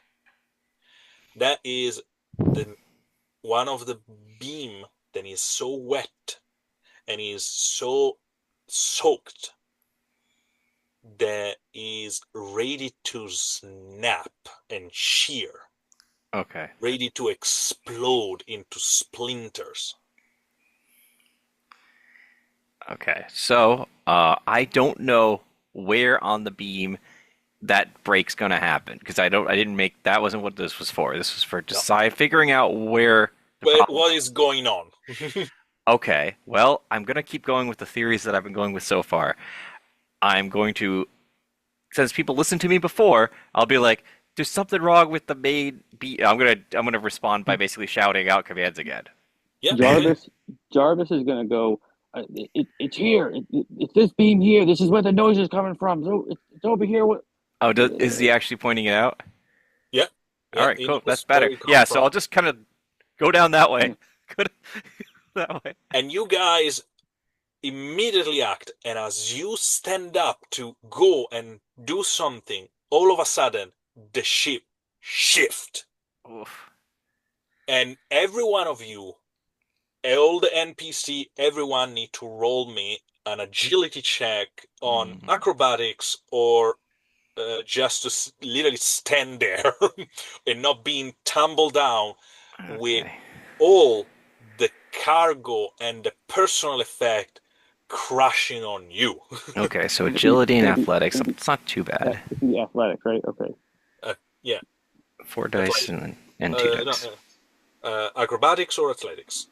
Both. You can choose might of agility. You can respond to this. It's a shift, but thanks to you guys, thanks to the fact that you immediately knew what was going on, I lowered the difficulty for everyone. Okay, so my No, acrobatics. no, you lowered it for Hot Pot. So that's 4 dice and 6 dice total. Okay, 6 dice. Roll that. That's a 17 athletics for me. Okay, great. We have a success here. So I have 2 pips. So let me look at my list. Mhm. So 2 means I keep the 2 highest, which I did. So that's 10. And then I'll explode one of the 6s. Cool. Okay, so Hotpot, you can reroll that 6. 12. 12. And agility's 3. Okay, 15. Okay. At the cusp of the success, great. Of course. My pleasure. You like to be on edge. Let's call it like that. And Hotpot, you are the last one. Tell me the result. So the highest and lowest? Yeah, the highest and lowest, but the 6 explode. So Yep, you have a 7 plus 3. 9, 10 plus your agility modifier, 13. You are going to tumble down, but you are not going to take damage. Now, all the rest of the crew, I'm going to divide them in 3 big chunks, and let's hope for the best. If I see like Alvita fly by, can I dramatically try to grab her? That'd be fun. Yeah, All right, absolutely. sounds good. I don't know that that's gonna happen, but I'm like mentally preparing myself if I see her fly by. Okay, so as I said, I divided the crew in 3 big chunks. 2 of those chunks, 2/3 of the crew, are going to be able to. Some are going to fall, but they are going to be okay.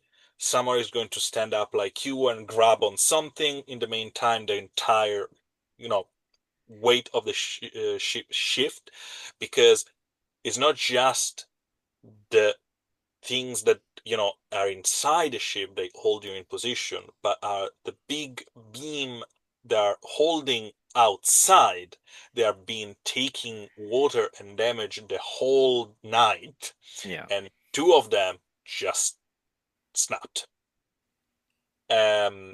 However, the rest of the crew is actually being tumbling down, being crushed by some piece of the cargo, Oof. and there is going to be a lot of scream in pain. And Miguel's kids go You rolling by. Like, just kidding. you ask for it, so roll me 1d6. 1, 2, or 3. Someone tumbling close to you, but it's not Alvida. 4, 5, or 6. It is Alvida. 4. So you see Captain Alvida just. Ah! I do what I can and grab the captain as she goes by. Okay, Can I spend? Anyone got a critical token? Because I really don't want our captain to like smash into the wall. Just okay. say it. So you want to give the captain your critical token? I don't know. Is she grasping for me or am I grasping for her? Yeah, that's you to decide. I Listen, tell Okay. you, if if she's falling. I give you a critical token, I better see you reenact that scene with the of the U.S. Navy sailor and when the woman, the Am I gonna stranger spin on the street around? That'd after be World War fun. the one after World War II Or ended, two, and when he he the grabs her sailor's and like, kisses her. yes, exactly. I'm gonna give you my token, but I better see that, buddy. I can't guarantee the kiss scene, but I can guarantee the dramatic catch and spin scene for sure. Okay, If can you give me an acrobatic roll that's the for part. you to doing that? I will allow it, and you have a critical token, so you roll three. You keep three dice, and two sixes can explode. Okay, so total, let's see. So I would have four. It's four and two again, right? So six, And and is then against the this the same difficulty I gave for everyone give for me not give me a rolling. second here.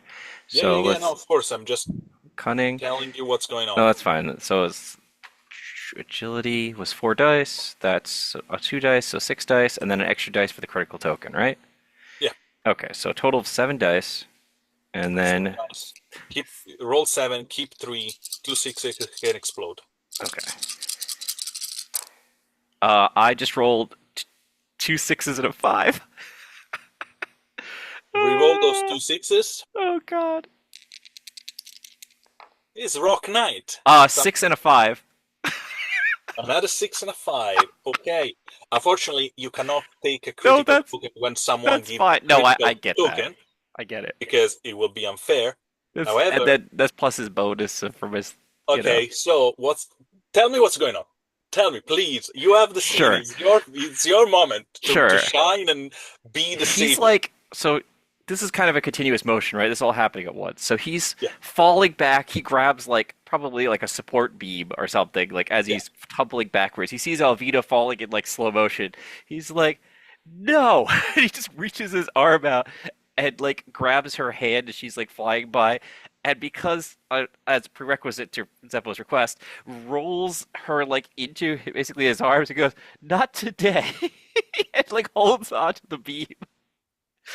And it's like looking at, it's like, no, Captain, not today.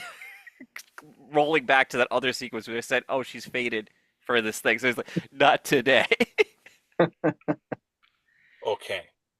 Are you actually trying to kiss her like Hot Pot is, No, Zeppo is I think expecting, or not? it's much more in character for Rock and the Captain for it to be a very awkward, like almost paused romantic moment where it's like he has her, everything's okay. He's like, but they still like won't do anything. It's just a very awkward like hold like this. It's like, Okay. are you You gonna be all holding right? her for there, and for a long second, the two of you staring each other high. The question is, if she looks like that was an okay thing, Rock would agree. But he's can't. He feels he's still lower than her. You know what I mean? No, no, no, I'm not Okay. saying anything. Okay. Let's say Just saying. the two of you staring each other eyes for a longer second than usually you do, Right. and there is a moment where just she recomposes herself and she just shout, "Everyone okay? Everyone is good." And she not It's better. looking at you while she just trying to put I like herself the back in romance being position. super awkward between them, and that's funny. Yeah. Um, Hot Pot, because you asked for it and you gave the token, you are the only one that's seen it. Alvida is blushing for a second before she's just shouting at the rest of the crew. Hot Rock, you didn't see it. That's Hot fine. Pot, That you do. it's way better that Rock doesn't see it, so it's more like one of these moments where he's like, I really this is uncomfortable. Kind of like moment.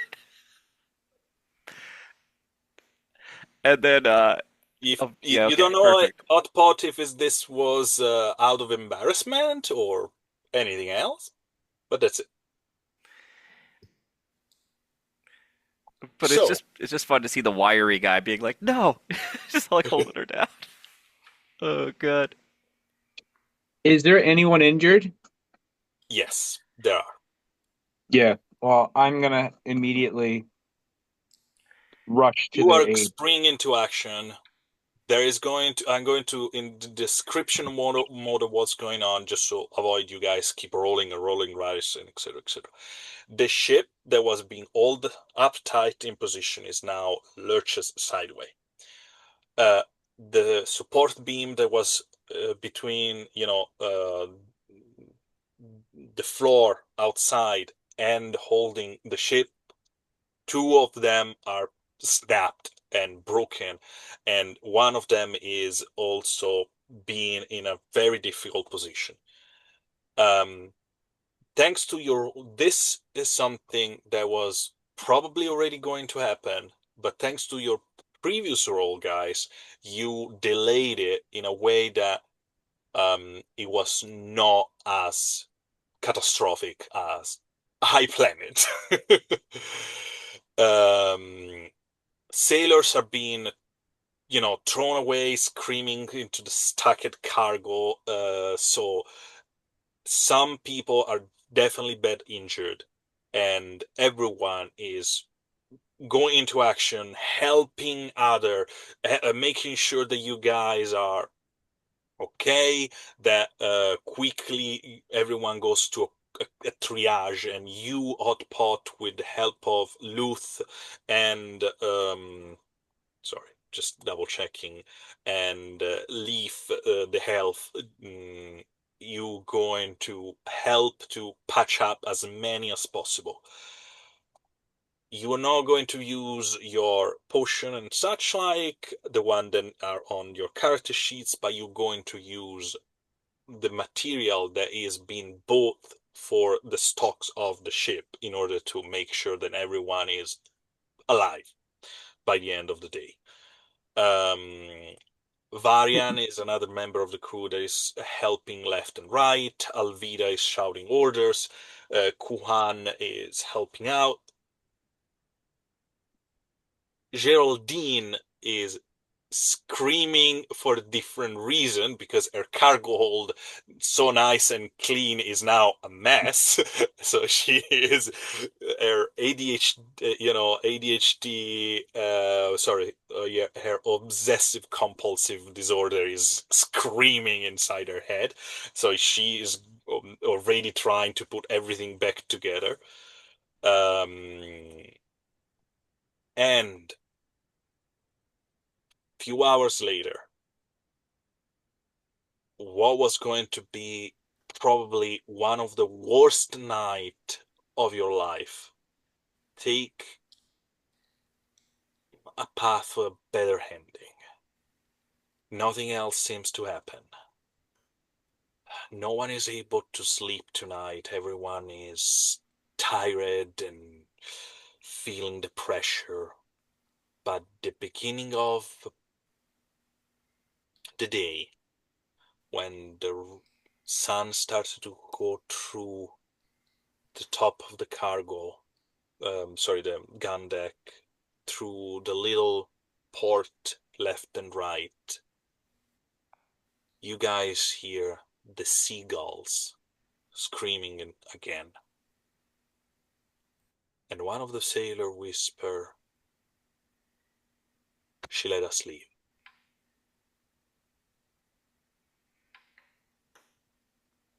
And no one dare to say otherwise. Uh, a section of the hull is slightly damaged, but it will take probably a day or two just to patch it out. It will be all right.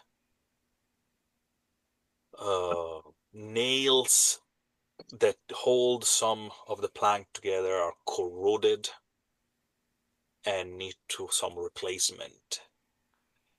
Everyone that is injured is going to be all right, but lucky for you is just 1/3 of the crew.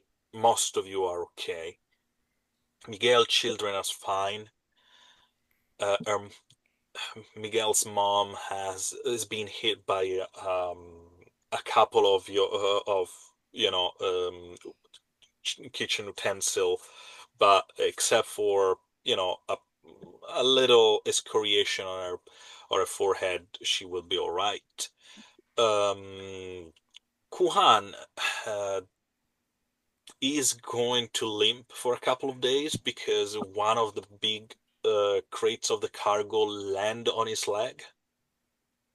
But everyone is alive, and Ocean Day came to an end. Next year I think I'm gonna have to find the biggest island I can and get as deep center as possible. Why we chose to stay on the ship is beyond me. We should be in the middle of the island. I mean, we didn't have really a lot of time here to like really get inland, Hmm. and we needed to protect the ship anyway. All of our stuff is kind of here. You know what I mean? Like we could help keep the boat together by being here, Yeah, no, literally. I We hadn't. understand. We could have been one of those other ships lying around here where we got picked up and dumped. We're all real lucky to have survived with such minor injuries. You could say that we redirected fate, if you will. It'll just smirk a second because he's kind of proud of that a little bit. Well, Just so you know, guys, you are in Tesihi, down south on Corinth. They got hit so hard that half of the city is submerged by water. It's going to take them weeks to fix everything. The first of you that will finally go on deck will see that the city is not in better condition than your ship. A lot of pieces, there a couple of houses are being collapsed. There is the streets are flooded with water up to everyone's knees. Um, you guys seen a couple of floating things that they're definitely um someone. They were definitely someone. No one is still, daring to go outside. The the worst is gone, but there is a lot to do, and it's going to take some hours. these people that are like you're saying that there are people floating in the water. You see a Oh, couple okay. of people, not many, but there is a Oh, couple okay. of people. They are not Do they look like reacting they like might have we. anything valuable on them? So you're going down into the street. Possibly. Okay. I put just to give you guys a vibe, a picture of what you guys are seeing with the water just flooding all the streets and a lot of things, debris and etc. And it's kind of a calmer scene compared to what you just witnessed. And Hot Pot, Yes. you are getting down. We are not very tall, so what is water up to their knees for some people, for you, is uh, almost like your chest, a little bit under it. Okay. I start to go down and I realize how deep the water is and I turn back. Um, Sorry, don't know what's happening there. I Your think. your camera froze, so I was resetting it. Okay, fair enough. Sorry. Um, so you are not. Sorry, can you repeat the last part? Sorry. Yeah, sure. It's okay. Um, he may have misjudged the depth of the water in the Mhm. streets, and as he was starting to go down to search these bodies, he realized the folly of his way and turned back and went back on the ship. Why you do so? You're just going down with the ladder and you splash inside in the water, and you just realize that it's up to here, so you're just like, no, let's get back up. And you notice lights in the water, small small lights, like bioluminescent, just under the surface. And can I have from you, even if you don't have much of actually no, you have it. Can I have a nature check? Where Yep. is nature? Nature is under wisdom and you have 2 dots on it. Is the first. Oh, okay. Yeah, yeah, okay. Um, so let me just see. Okay, so I'm gonna roll 6 dice. Hmm. Hmm.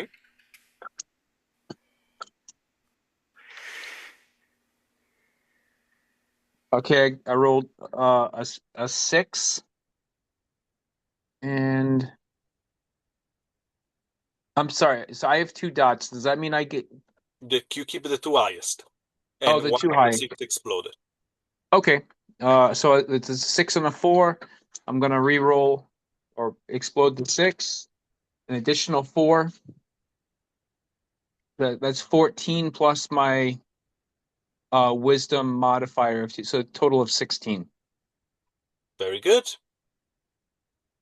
You at the beginning you say like, what is that? And in the meantime, you are halfway on the ladder just to go back on the now inclined ship, and you remember what it is. It's a Lumicella littoralis, or commonly known as the sea lanternfish. They are those kind of adorable small creature. They're small, soft body creature. They naturally grow a spiral shell on their back. They emit those steady bioluminescence glow. They're very docile, very social. Um, just to give you a description, think about a small baby of a seal with a nice little shell, like a um, not a slug. Sorry, because that is a horrible way to say it. The other word for it. Um, oh, when the things escape. Like a Not a snail? slug, a snail? A snail. Thank you. I just say it and I just forget it. So think about a baby seal with a snail shell on their back. That Okay. is the size of a very small cat, and they emit this bioluminescence light. And they have those very big black eyes, and they look adorable. Are they um is there anything like medicinal, or like if I were to try to find a net and catch some of these, is there any benefit to having them? The thing is, their bioluminescence is not something that is not they don't produce it naturally. Is It came out especially when the veil between words is thin. So it's kind of a magical reaction. So Are they yes, associated with any are they associated with, I don't know, like any gods or goddesses? So if I were to like harm them, would there be any like repercussions?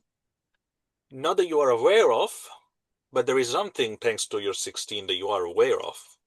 What's that? There is something that zoologists and mostly sailors say about them. The lantern shine so it doesn't bring the dark, but the dark is already there. They are usually something that brings danger with them. They are not dangerous, but they bring danger. Would there be any association with any, like we saw, we I mean we saw sharks in the Hmm. water. Well, I Hot Pot didn't, but Jarvis did, and saw other creatures. Would they be affiliated with any of those? That's a very good question. Does Hot Uh, Pot recognize that he may be in danger right now? Does he need to flee and get back on the ship where he's in safety?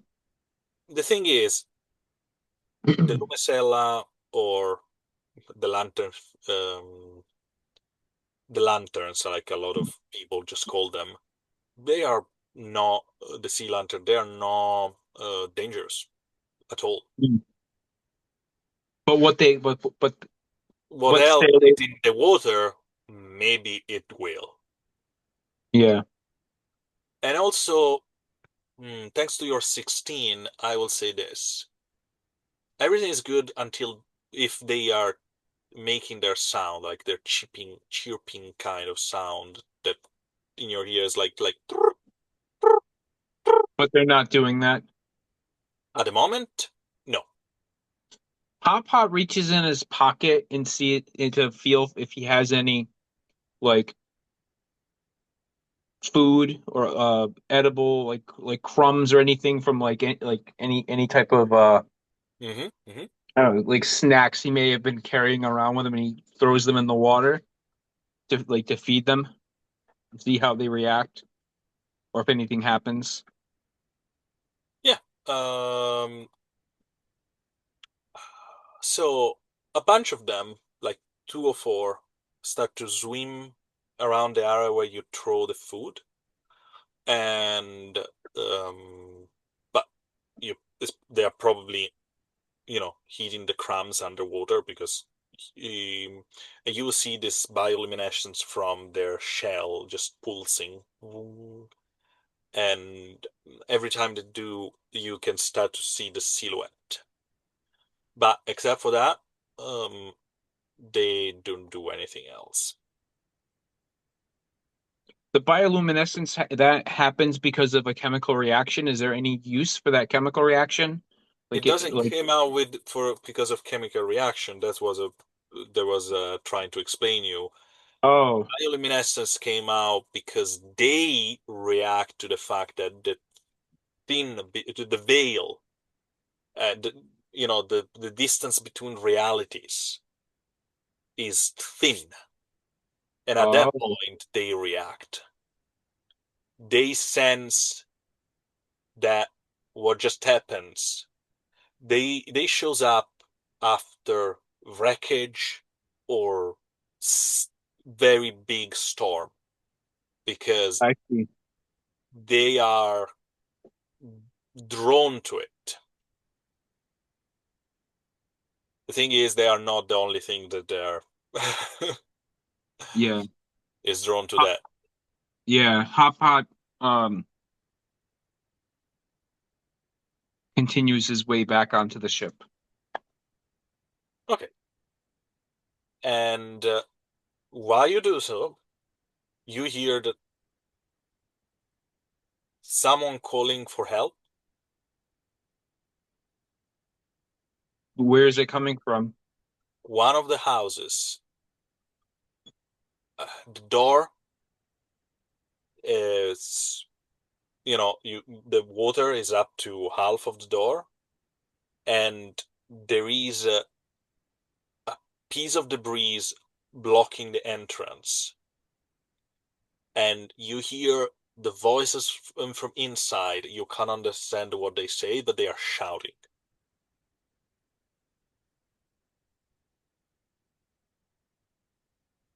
Hot Pot looks up on the ship. Is there anyone watching him or anyone that he could get easily get People are attention? starting to get out. Just so you know, I was actually planning on going into the water. I just didn't want to ruin No, Zeppo's of scene. course. No, of course. So yes, Jarvis is just coming down. There is Hey, what's only going one on? ladder, so it's probably waiting for you to come up so you can go down. Hey, Hopok, get up or go down. I'm gonna go for a swim. Hey, sounds like somebody over there needs help. Over there. Yeah, Um, You see that house? Like somebody's shouting for help in that house. Uh, all right. Can you come with me, or you want me to go by Yep. myself? Yeah, let's go. Yeah, Jarvis is going to make his way down to the bottom of the ladder and maybe help Hot Pot.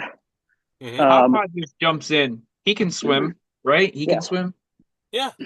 Also, I must say, the water for you hot pot is up to your chest. Doesn't mean that Okay. you can Okay. touch the ground with your I feet. see. Okay. yeah. So And So he starts plodding through the water towards the just house. towards the house, and Jarvis, you're just behind him, water yeah, just lower, just above your knees, and just you the two of you splashing in and etc. What's going sure. on with Rock? Okay, so here's the thing. I Hmm. probably didn't go up above yet. So what I'm thinking is what Rock is up to is he's actually helping clear debris. He's making the boat safe enough that people can kind of like wander around it without stepping on something broken.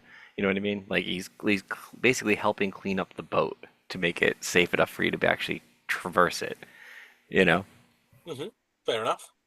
Um, because of you guys can hear me but not see me, I will step out of this conversation for a second and try to get back in. Okay?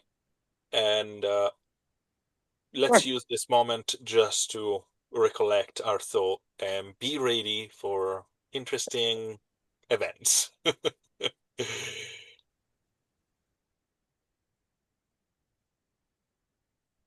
right. Definitely ready for a fight. Who says there's always going to be a fight? I mean, there could be someone who genuinely needs help. I mean, I don't. I didn't see the fish, so Jarvis doesn't know that. But I'm saying that as David. Tempo, are you ready for a fight? okay, yeah, yeah. Well, Yeah, that's all. Hey, can I ask Hot you? Hot Pot recounts the experience he had with those fish. So whatever um Yeah, you he basically saw say, "Oh, hey, I, experience. yeah, I saw those lantern fish. So, and this is what it means. So, Yep. yeah, So everything that Hot Pot knows about that he's shared with you. So if sure. you have any knowledge Yep, or you could, share like, compound that with what I know. Hmm. sure, Hmm. sure. Okay. So, I don't think you guys can see me, but at least you can hear me, right? Yep. Yeah. Yep, yep. I don't know what's happened here, and all of a sudden, why my camera doesn't work. Um, I'm so sorry about that. All Uh, right. yeah. We know what your lovely face looks like. So, issue with technology aside, we got um a group of you just splashing into the water. You see the sea lantern just moving around, and a group on the side um, start to hum. The slow hum that kind of reverberate underwater. Huh? And that's the moment where you, Hot Pot, feel something brushing close to your legs. I'm sorry, he feels something or he sees it. Now feel it. Well, he looks. And you don't see nothing for a moment.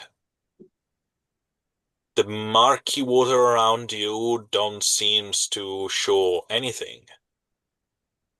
And um, Hey Jarvis, why are you touching my leg? That's not me, buddy. Those I can feel those fish humming. That's a bad sign. What do you mean humming? Can you feel that in the water? They're making that noise. Yeah, we better is there anything what's the next closest structure that we could get out of the water on? They were there are moving toward some, that house. Let's yeah, get to the house. Hurry. yeah. Let's get to the house. You go and start to move closer to the house. Othpot, can I have wisdom roll from you? Just your wisdom, including your modifier. You roll all the dice, you keep all of them, no six exploding.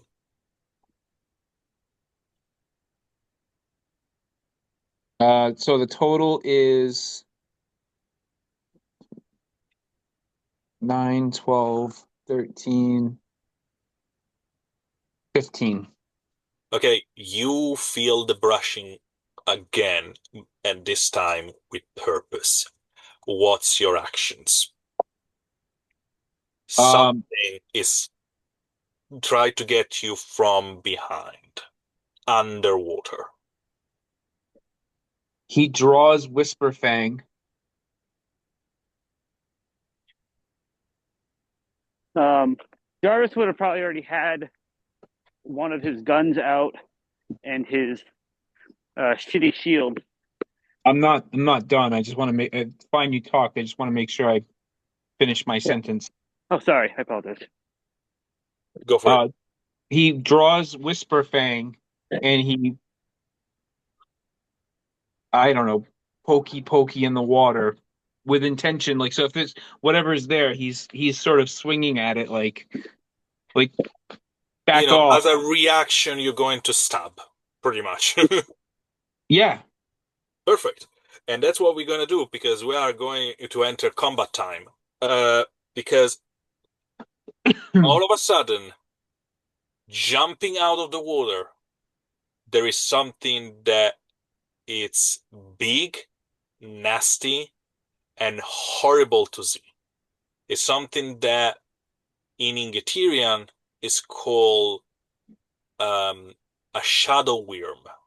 In other language, especially in Ugrarian, it's there is a different name for it that I cannot find right now, even if I have my notes out.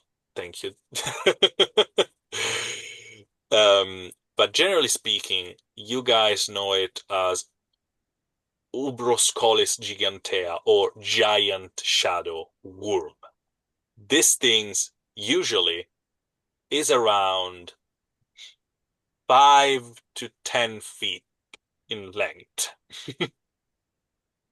Oh, wonderful. And I just posted a picture for you guys to have an idea of what you're looking at. And Uh-huh. this thing is just jumping out of the water with this very long, segmented body covered in this hard shell. Mandibles that are big and wide that surround an empty hole with circular teeth inside, and those retractile, almost like retractile circular orifice surrounded by slow little tendrils. And it's ringed with small backwards angle dentists that if you try to grab it, it will cut you. Huh, And nice. yes, and is just jumping against you, Oddpot. So, you still have the opportunity to attack first. However, you can immediately use your reaction to stab back. Your evasion is 12, so I need to hit a 12 or more with my attack. Why did I knew better than to jump in the water? Why do I always make bad decisions around you? And with literally a 12, the creature will jump and start to crawl around your body. So you and Um, it try to grab you grapple you in this tight. so Um, so you attack first, but after that, using your knife, you can definitely try to attack. And after I that, have, Jarvis is going to be your actions. I have the defender profession. Yeah, defender profession, and you want to use what? I don't know how that works, but I do have my shield out. Mm-hmm. Mm-hmm. So I'm trying to figure out where it might talk about what the defender does, but I thought it gave me the ability to defend people who were close to me, but I So don't see it on yes, my. um, you have. Why I don't see here? Yeah, I don't. I'm all of a sudden I'm realizing it's not Script of listed. Suffering, King Elemental Charge. There is no Oh, sorry, my bad on this. I didn't put your defender skills on the character sheets, but I remember what it does, and you Hmm. can use your shield to interpose to defend someone, and try to parry for them. So, if Okay, you want to try that, please be my sure. guest. Go for it. So I'm rolling parry and shield. That is my agility. So I'm rolling 4. One moment. Mm-hmm. Mm-hmm.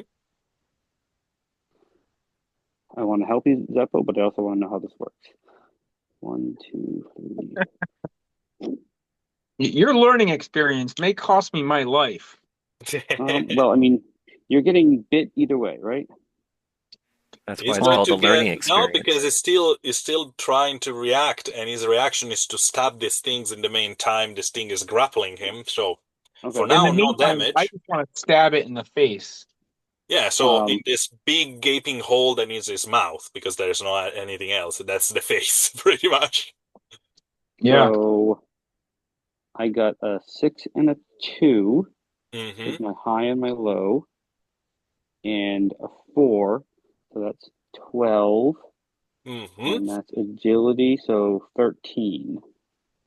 13, and okay, and that is exactly right. So even if the creature is jumping against hot pot, in you put your shield in between the two of them, and the creature just slam against it and is dropping back into the water. And at that point, hot pot is going to try to slash. Mm-hmm. Okay, so I'm just looking at Whisperfang's stats. Yes, So am I rolling am I rolling for you fencing you or can decide, because that a knife would give you the opportunity to choose between stealth or fencing. So you need to choose which one you prefer to use. oh okay, well where's stealth? So I have a feeling Stealth is oh, under okay. agility. I'm yeah, I see. I'm gonna roll stealth. Perfect. So agility plus your stealth is always 2. So using your position behind the shield, you hide the knife, and you slash. Um, please go on. You know that the 13 is a success. Okay, I rolled. Let's see here. A 6, a 3, 3, 2, 2, and a 1. So 6 and a 3 is a 9 already. Plus your agility modifier is a plus 3, is already an 12. Um, Plus 4 from Whisperfang. Or did you no, add that that's the already? damage. Plus you need to re-roll the 6. Oh yes. 4. Definitely a success. So you're going to stab, and in the meantime, the creature is dropping back into the water. You just slash it around where is the mouth is supposed to be, and you at that point you re-roll me just 2d6s, and you add the plus 4 thanks to Whisper Fang Blade. because that Uh, is going to be your damage. 5 plus 2, 7 plus 4 is 11. Okay, great. So you just slash it, and you immediately feel the resistance. This thing is built like a tank. This this segmented body is made to endure underwater pressure.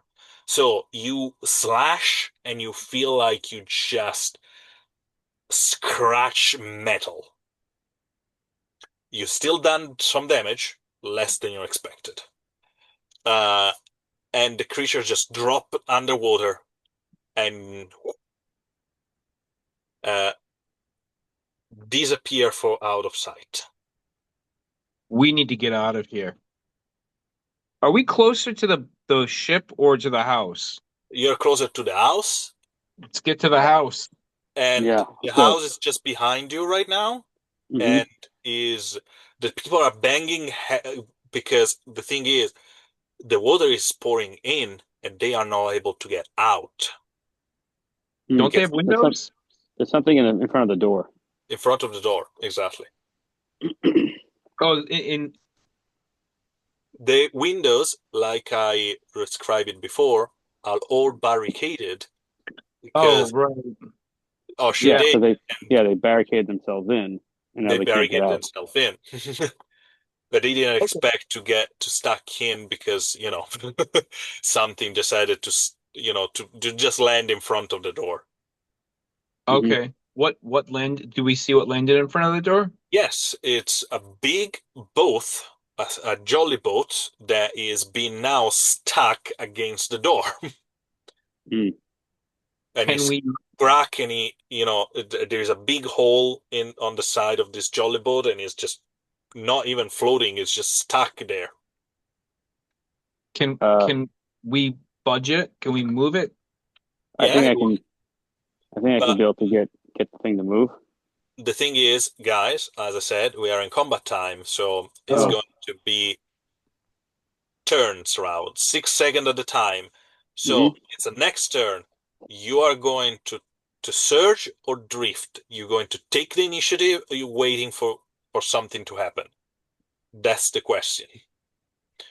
I think we Rob, should. you are going to hear shouting from outside because they are not definitely not quiet. So if you decided you want to join, it's going to take a couple of rounds, but you can. So please go on.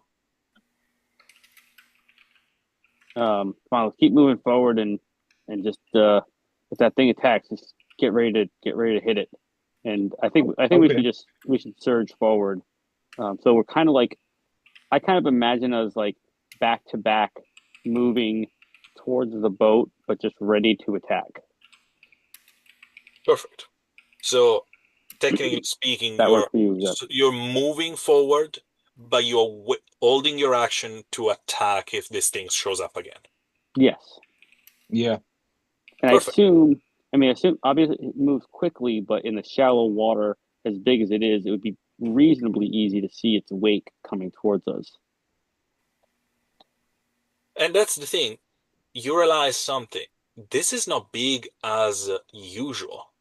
You're probably facing a juvenile version of it because this thing was like probably um, I don't know in if you guys understand it like a meter and a half, probably a little bit more.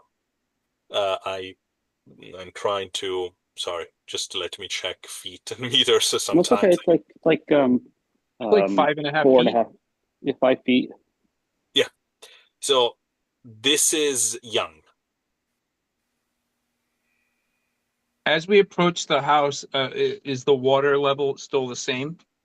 The more you get closer to the door, no, because there were some steps. So you're being able to, uh, Jarvis, the things are going to be a little bit at your ankle and around your knee for hot pot. Okay. And so Well, you we guys can are, definitely see it coming. you're definitely gonna see it coming. And the thing is, you're going to see them coming. Because from two sides, you start to see the water's just moving, something moving underwater, and just the edge of it, mm, almost like creating this little wave that is moving towards you. And both of them are jumping out of the water, lunging for you, and try to wrap themselves around your body. Because you were waiting for it, you're going to be able to react to this.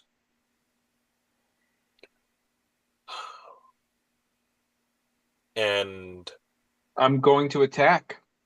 you're going to attack. And Jarvis, So what you're going to do? one is coming from my side, and one is coming from his side. Yes.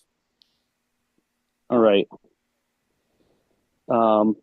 Yeah, I'm gonna take a shot. Perfect. And on you lifting up the gun and shooting, alerting everyone on the ship, because Mhm. a gunshot is going to be pretty loud. And Hot Pot raising his trustworthy dagger and just slashing back at the creature that attacked him. We're going to close for tonight, because next session is going to be a fight. A very hard fight. Awesome. Oh boy. So are we getting points now, or we're gonna get points after the fight?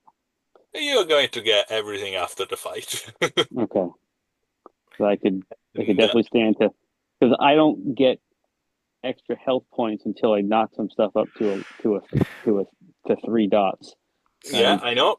Yeah. That is the reason why I said this is going to be a difficult fight. So Hmm. I have a question about the gun, okay?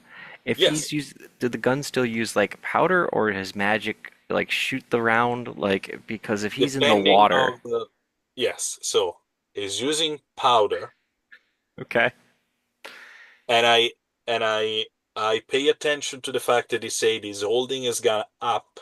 okay, Because Hmm. if it was going to not saying that, I was going to say you take out the gun, and he just And it's wet. and it's wet, and you're Yeah. not going to be able to use it. Hmm. But yes, okay, but all of those beautiful things are going to unfortunately happen okay. next week.